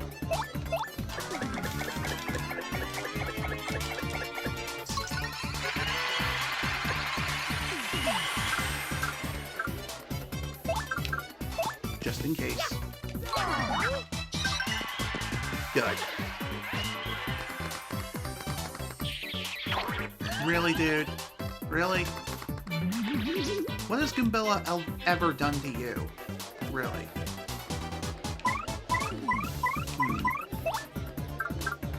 Alright, boost sheet, here you go. This'll help. At least with this will prevent, Goombella from being poisoned by the poison puff. So, let's get his talent entry done and out the way. That's a poison puff. Basically just a puff of poisonous air. Max HP is 15, attack is 8, and defense is 0. Its poison gas attack is 10. These things charge you, but they also save up toxins and poison you with them. Scum! Plus, you can't touch them when they're saving up toxins, or you'll get hurt. Lame.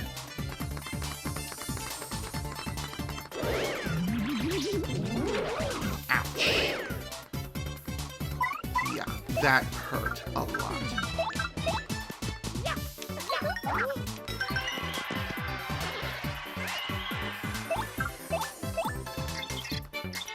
Alright. That's a Swampire. It's a feared health sucker that hides in the darkness. Max HP is 20, attack is 6, defense is 0. It sucks health from its prey and adds to its own HP. And that totally grosses me out, like you wouldn't believe. If you let it feast on you, its HP will get really high. Focus your attacks on it.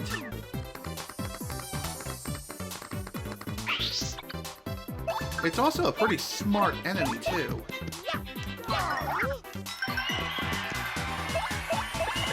So don't let it linger. Take it down as soon as you can.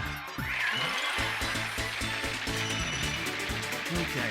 It looks like I'm gonna have to use another healing item here. Because again, being low on HP like this is no bueno. Alright. What do we got left? Honey Ultra. Alright. This is actually just enough for what I need anyway. So it's perfect.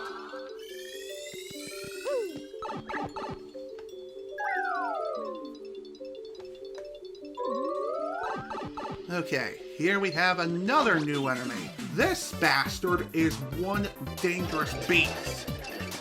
And this is one enemy you definitely do not want to detonate. At all. This is a Bob Ulk. These things are like tanks. They have incredibly high defense. That's a Bob Ulk. That's easily the biggest Bob-omb I've ever seen. Max HP is 10, attack is 4, defense is 2. It won't attack, but once its fuse is lit, it'll explode after a while. So the problem is how to beat it before it goes off. I mean, its bomb attack has a power of 16. That's no joke. Seriously, watch out for that. Just go all out to beat it, but pull out all the stops. Or you can just set it off early with a fire or explosion. Your call.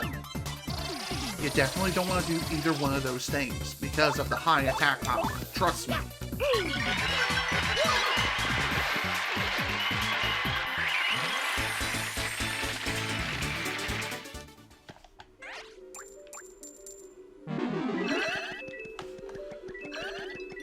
Also, a badge like HP Finder would be a pretty good badge to have equipped here. So, I'm gonna go ahead and equip Heart Finder. The reason why I'm changing out Item Hog for it is so that way I'm fully prepared for the final assault. The final war. Also, we have 2 Amazing Daisies here. Sweet Jesus. Alright, Supernova time!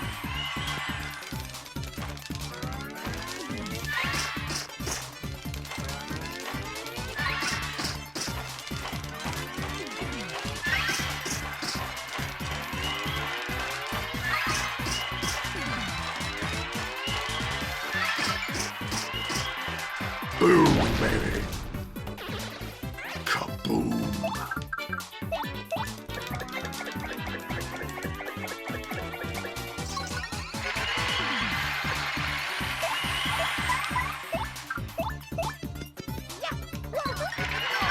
Also, I believe the Amazing Daisies here in the pit of 100 trials.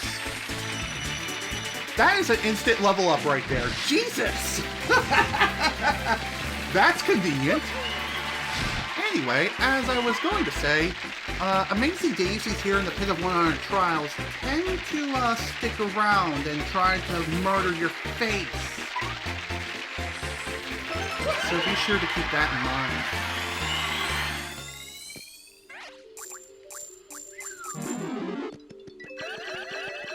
That was truly something else.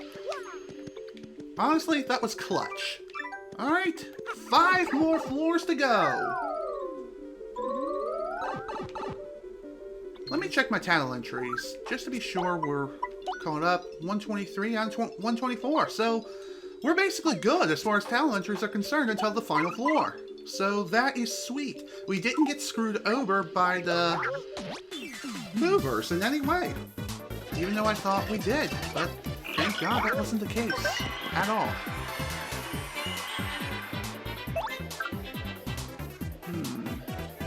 What to do? You know what? Supernova. When in doubt, supernova their asses. Drop a nuke on their asses.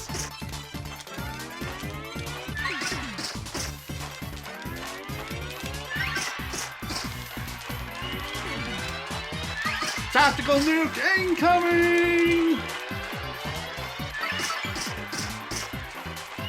Dead. Man, that feels good.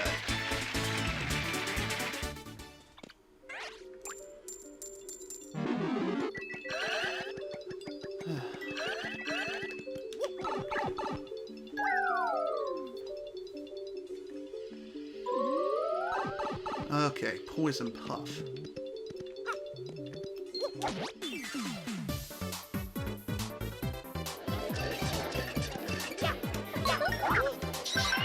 Oh dear.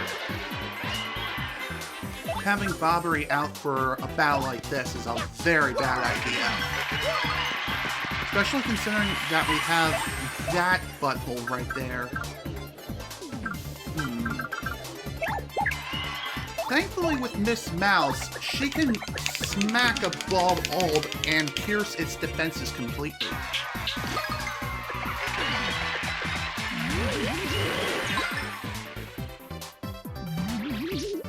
Oh dear. This is gonna be rough.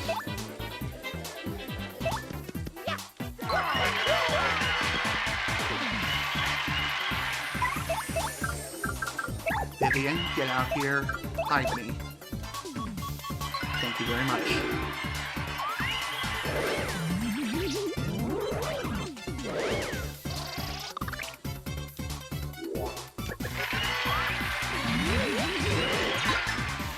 Okay. Oh man.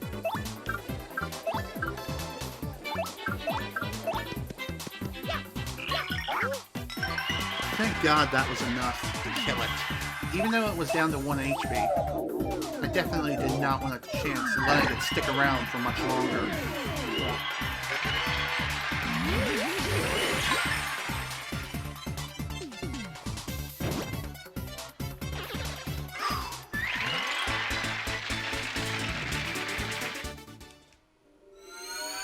Oh great, more coins. Just what I totally needed.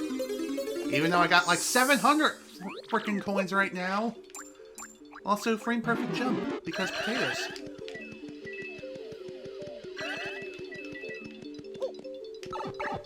Alright. What floor is this? 97.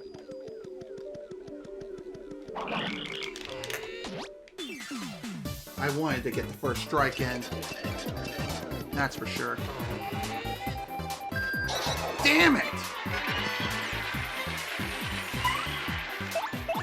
Well, this definitely isn't good.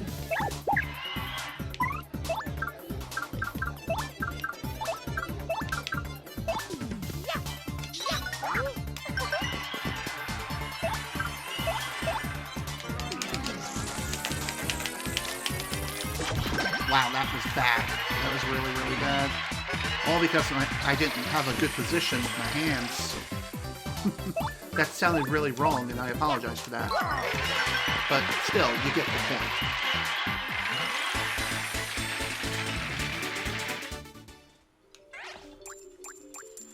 Coops to the rescue. Never thought I'd say that. Again. But still. Alright, on to floor 98.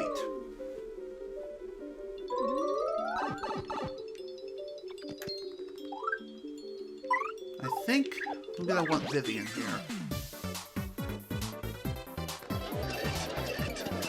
Or not. Okay then. Bella. Time for another Supernova and another free level up. Actually, considering the amount of star points that's available here, it probably still will not be enough for a level up exactly.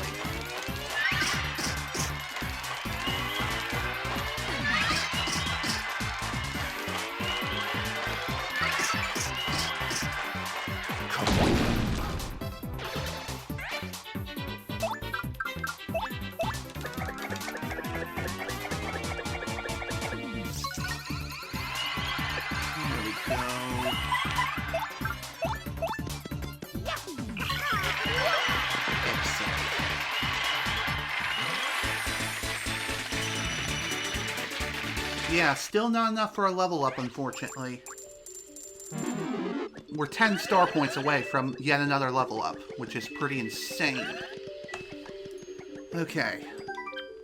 We got one more floor to go. If another Amazing Daisy shows up, then we can definitely get a level up before the final battle.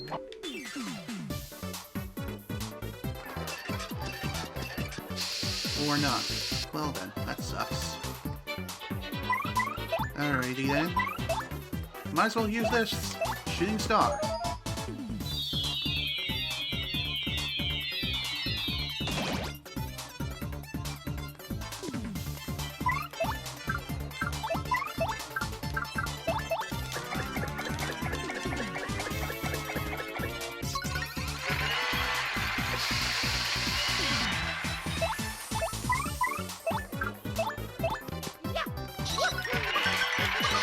Oh dear.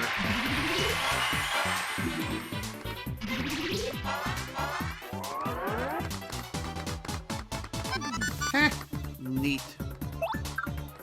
That was very lucky. Also, it was really lucky that that one wizard did not use his shooting star at us. That would have been really bad.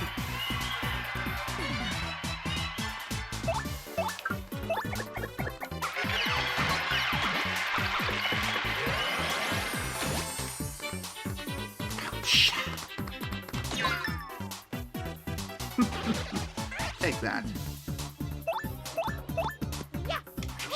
Of course.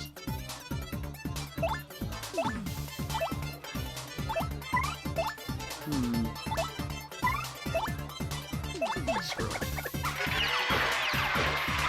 Of course, she finally hits him.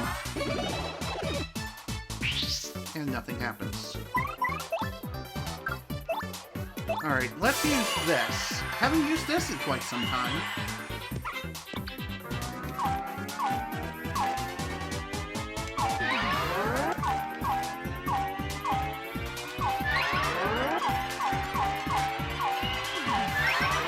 Oh, I hit it just too soon there.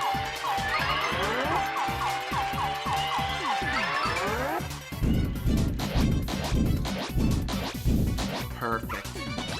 And down he goes.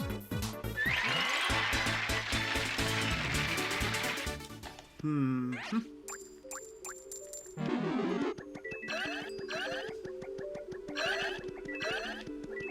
$70 out of 80 HP. Okay, I got one major healing item left besides the couple's cake, so let's eat the jelly shroom. Bottoms up! Bottoms up, and here we go, folks. Time to take on the final floor of the Pit of 100 Trials.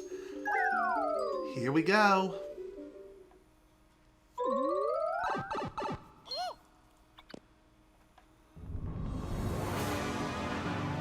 Whoa! Say hello to the only super boss in this entire game, Bonetail!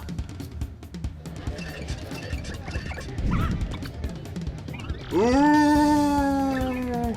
Wow! What a freak! Indeed, this sucker is strong. It has the most amount of HP out of any enemy in the entire game, even including the final boss. It's that strong. It has 200 HP. Sweet Jesus, we're in for a wild ride. I hit it too soon. Crap. Alright, here's the final entry. That's Bonetail. He's the oldest brother of Hooktail.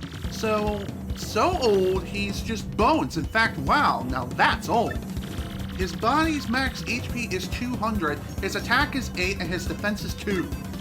He has various breaths that might confuse us or put us to sleep. When his HP gets low, he'll recover or reanimate, as the case may be. He's probably stronger than the last boss. Seriously, let's do this right!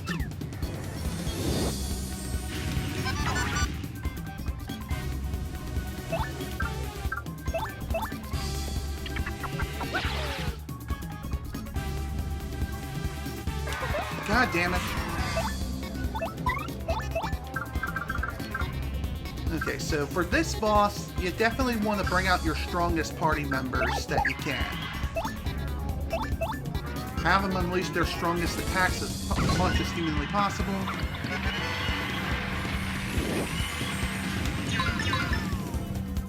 And keep in mind, this bastard can put you to sleep and just cause all kinds of problems.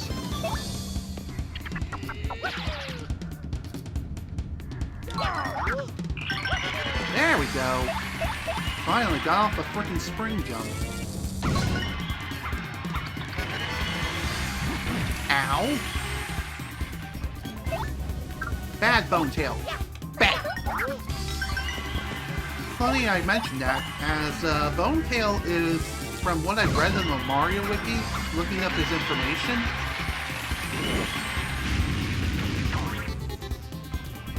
Bonetail is the Shadow Queen's pet, which she left down here in the pit. Figure I'd bring that up. Alright, let's eat this.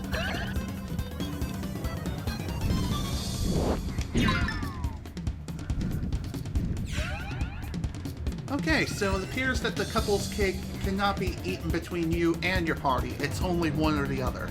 So it's like a slow shrimp. So, interesting, I guess?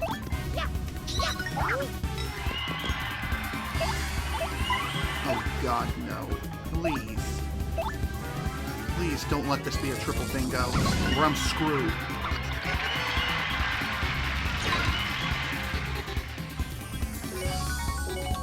Oh, thank Christ.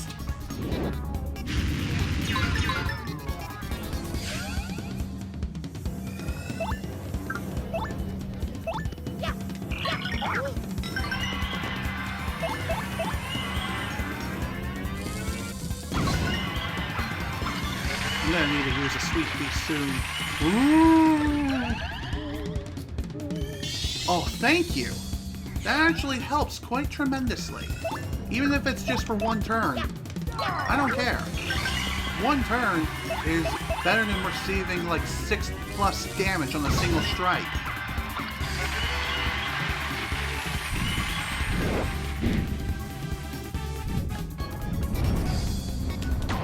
Ow! Damn it, man.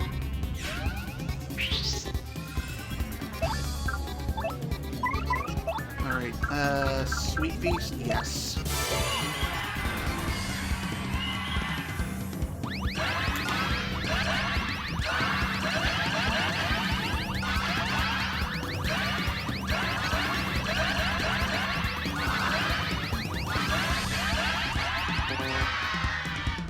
Okay, this is fine.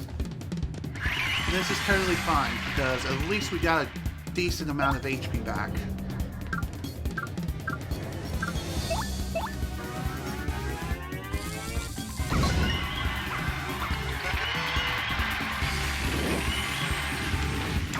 Ah, god damn it. By the way, it's not possible to super guard any of these breaths whatsoever. If you try it, you're gonna die. I'm serious. Damn it! If you hack the game to make it so you super guard against every single attack, including that of Bonetail, the game insta-kills you. Regardless if you have a Life Shroom in hand, on hand, or not. I guess it's punishment for hacking the game and just manipulating it. Just saying.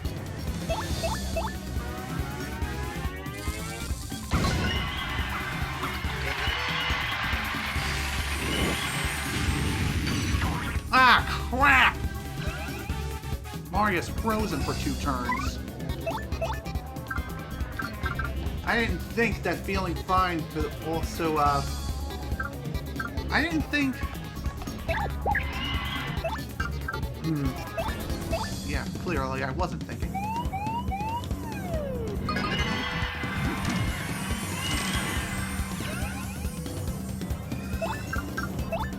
Might as well.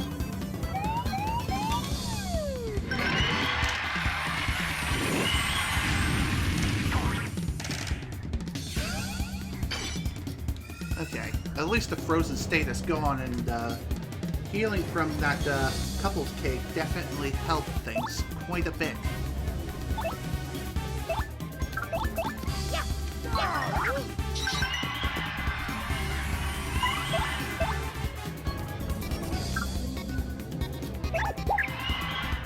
Alright, I'm gonna try this.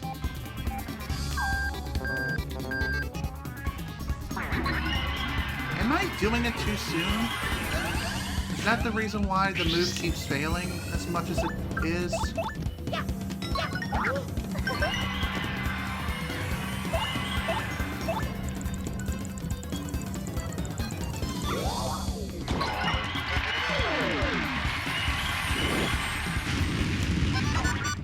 Wow, nice.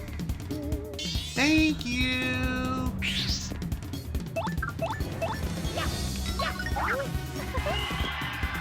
Alright. This battle's almost won. Just gotta get that final push in! Ooh.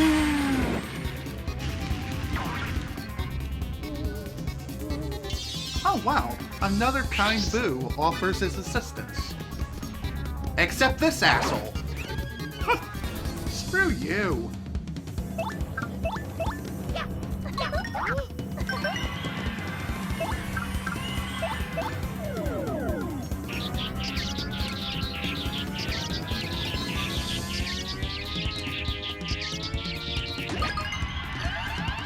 Right, not bad at all. I was really hoping for a mushroom bingo there. That would have been nice. But apparently I can't have nice things ever.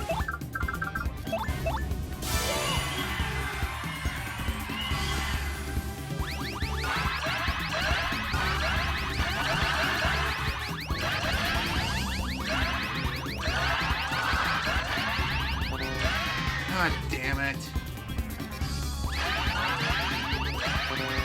Talk about pretty bad RNG, am I right? But hey, at least this helps with at least 2 or so more attacks. There we go.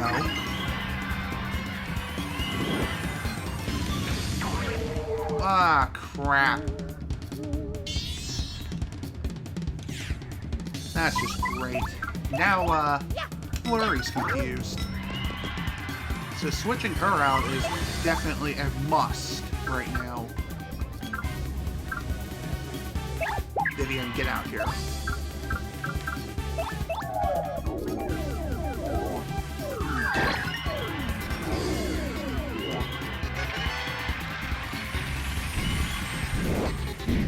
This battle is basically as good as won. If it's not this attack, it's definitely going to be Vivian who finishes off a Bone Tail. And down he goes!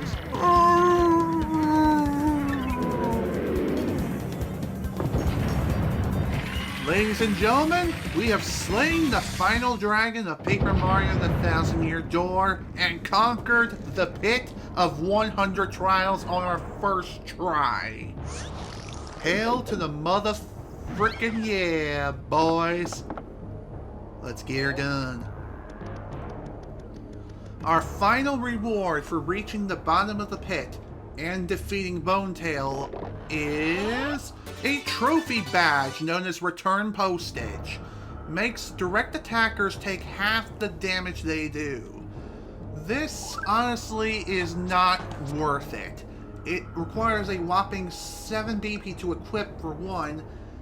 2, this badge can actually have its effects reduced if you happen to use a regular guard command. So, in the end, not all that useful. Although, if you combine this with double pain, then it could be useful for something, but considering how far we are into the game, this really isn't all that worth it. It honestly isn't. It's not worth it. All it is, in hindsight, is just a trophy prize, through and through. It's just a trophy. To say, hey, here's your reward, you completed the Pit of 100 Trials, you magnificent bastard. Now, enjoy your day, and have some fun. So, with that done, we're finally finished. One thing's for sure, on my way back, I'm definitely going to unequip a couple of badges, so that way I can have bump attack equipped, and I can finally return to our client and get the reward for the last quest, for the final quest in the entire game, ladies and gentlemen. The final quest is now going to be complete. Really, really soon. Let's go. Far Outpost awaits. And so is our final reward in the entire game. Sweet baby Jesus.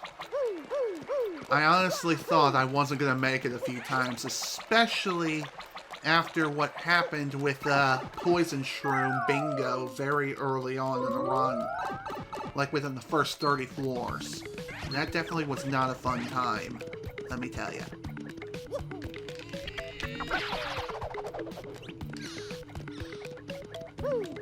There we go. Come on, my valiant steed. Let us ride into the snowy sunset. Into the snowy sunset we go. And I'm pretty sure that the person who runs the Trouble Center will actually have some unique dialogue for us once we complete this trouble. So, let's return to our client and confirm with him, mission accomplished. Mission accomplished! A good day's work! So, you erased my graffiti? Shapat! Hell yeah. You erased it, Shapow! Or Shaploom! I am so grateful to you.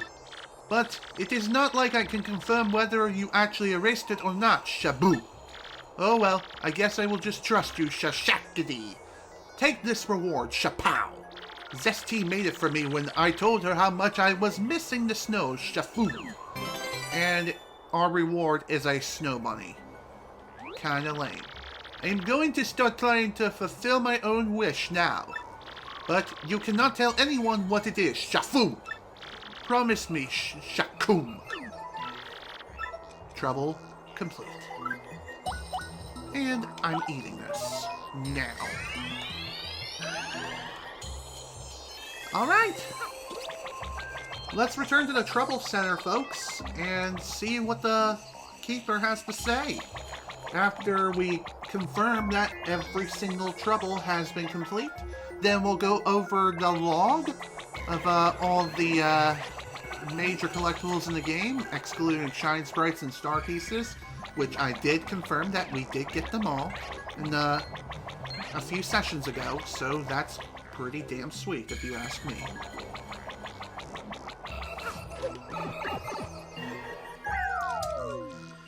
Whew. Wow, this was definitely one hell of a ride. It honestly was. I was not expecting so much trouble in the pit of 100 trials, but given the circumstances, I probably should have expected that much trouble, but I digress.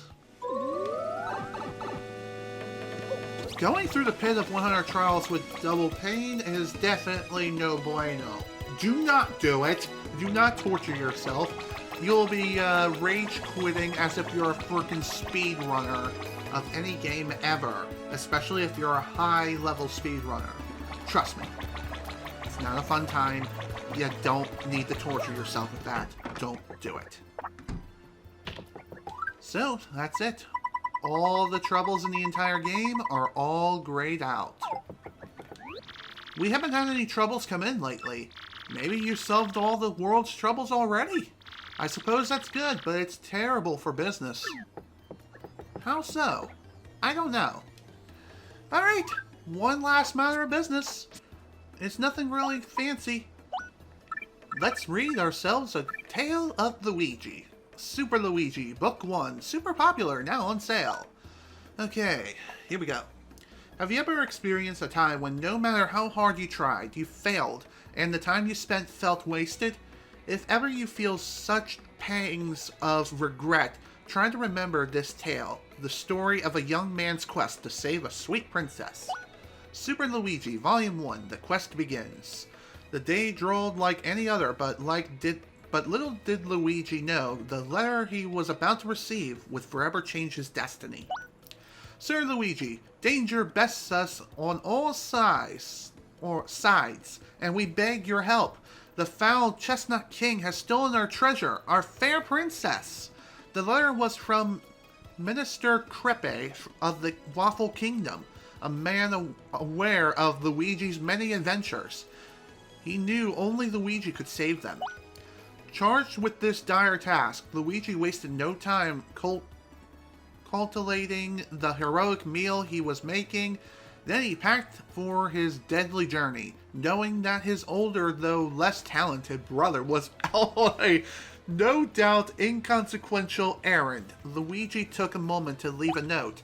Mix a keel mango with a peach to whip up a fruit parfait. These cryptic words were all Luigi wrote before leaving. Upon reaching the Waffle Kingdom, Luigi was greeted by pure misery, an endless flow of tears over the kidnapping of Princess Eclair. Arriving at the castle, Luigi was greeted by Minister Crepe, who carefully handed him a compass base with only one intact section. Our land has a second treasure, the marvelous compass. Find its 7 parts, and find Eclair. So it begins. To be continued. Volume 2, Super Luigi Book 2, Manager's Pick. Super Luigi, Volume 2, Allies in Adventure. It's a little warm, Luigi muttered, the sweat dripping from his brow as he followed the compass up Rumble Bump Volcano's side. Must find the secret grotto. While Luigi had guts to spare, he did need a guide, and he found one in Bluey, a blooper he met in town. Brave Bluey joined Luigi and instantly provided to be invaluable. With his aid, Luigi bested a savage statue that protected the treasure. That treasure was none other than a piece of the marvelous compass, a piece that pointed west to Plumbelly Village. The second Luigi saw Plumberry Village, he knew something was amiss. All was woe, and Luigi soon learned the reason why from the mayor. The town was at the mercy of a sinister serpent who demanded sacrificial lasses. Burning with indignation, Luigi formed a team of liberators. A fierce Baba warrior named Jerry joined his crew and chose not surprisingly to stick with Luigi for the duration of his quest for Eclair.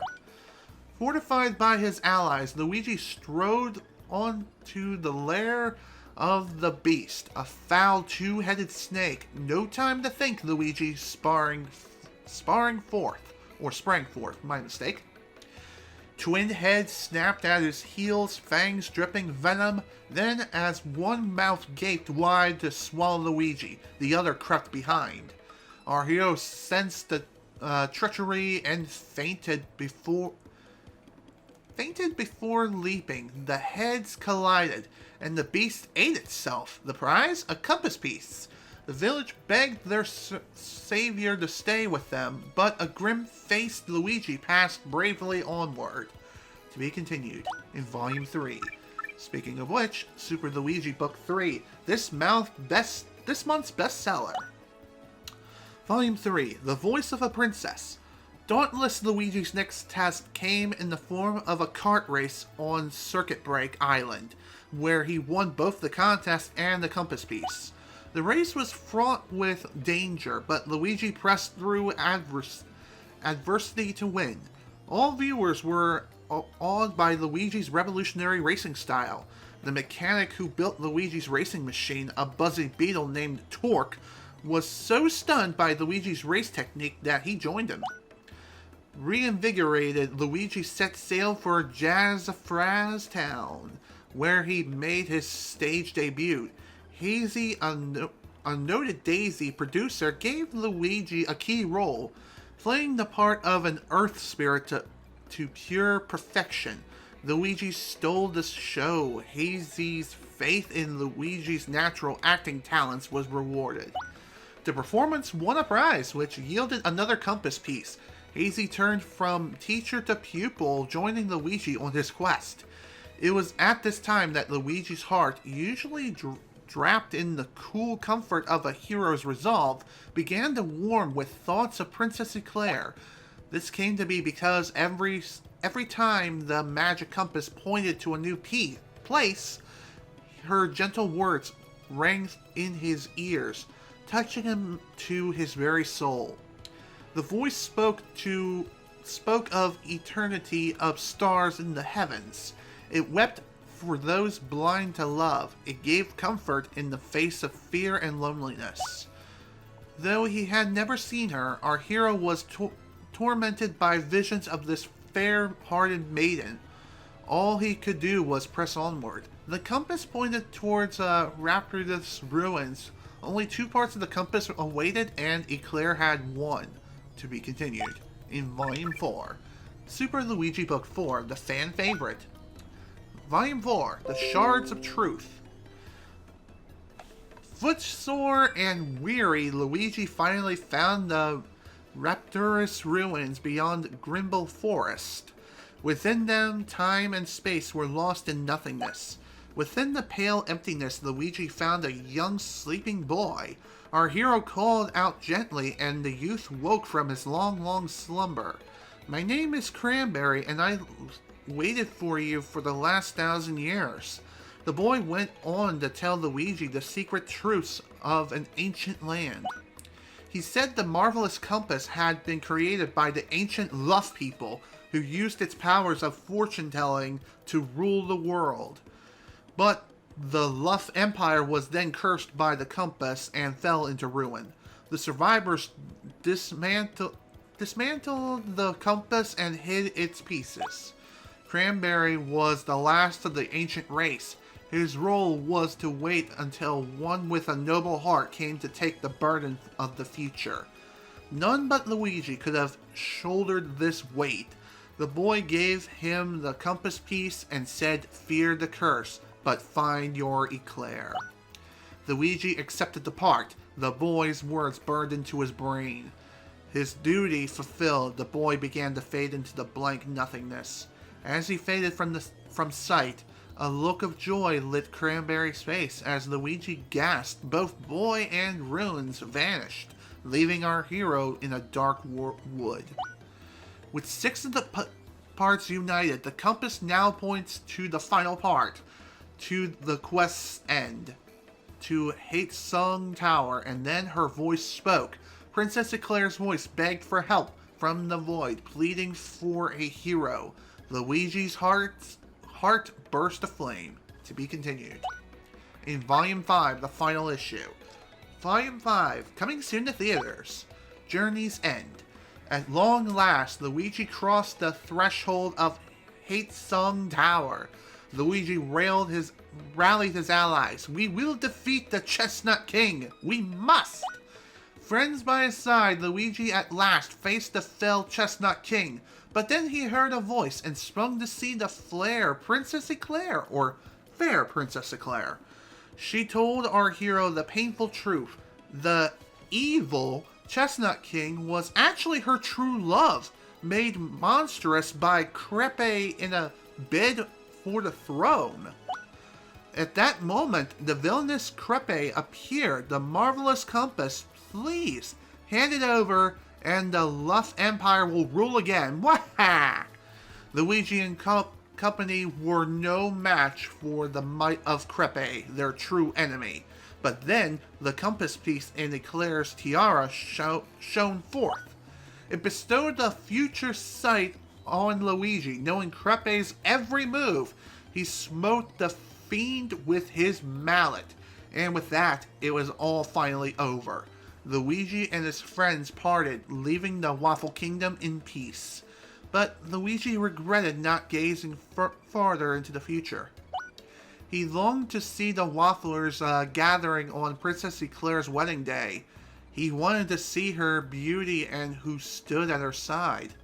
But it was not to be. Luigi went back to his humble home, which remained exactly as he had left it, a cold comfort for his heavenly heart.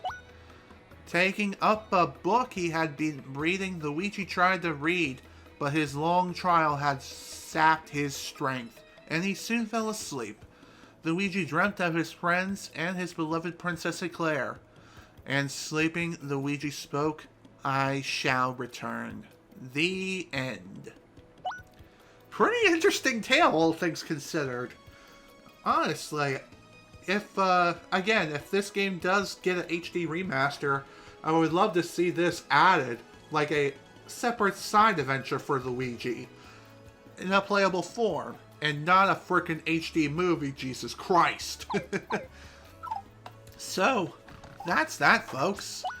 We've gotten all 7 crystal stars, which are the Diamond Star, Emerald Star, Gold Star, Ruby Star, Sapphire Star, Garnet Star, and Crystal Star. Catalog, it has all 124 entries. We have all 85 badges in hand. All 57 recipes have been completed. We have acquired all 100 star pieces and all the shine sprites, which I don't have the exact amount for.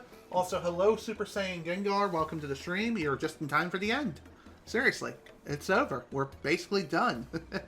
This is the end, folks, of Paper Mario and the Thousand-Year Door. It's been a long time coming, but all good things must come to an end eventually.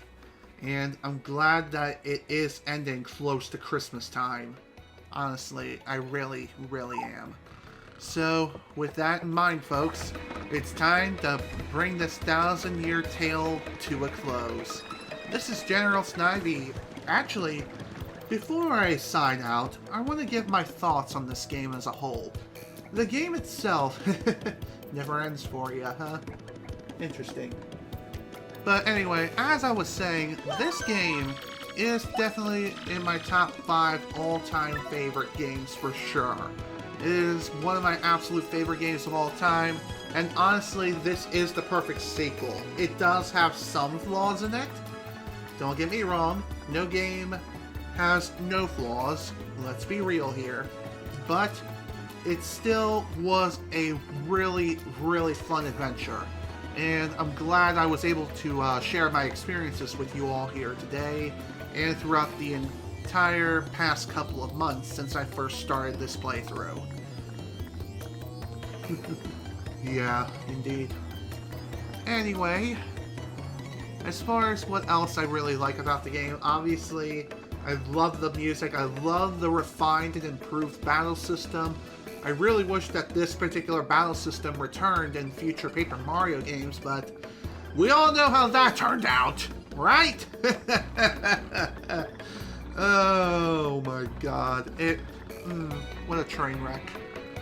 But here's hoping in the very, very near future that we do get a proper Paper Mario game on the Switch that reutilizes this battle system and maybe improve upon it just a little bit more, but honestly, I feel like it's perfected at this point. I don't know what there is left to improve when it comes to this particular game's battle system, but only time will tell if such a thing will come to pass.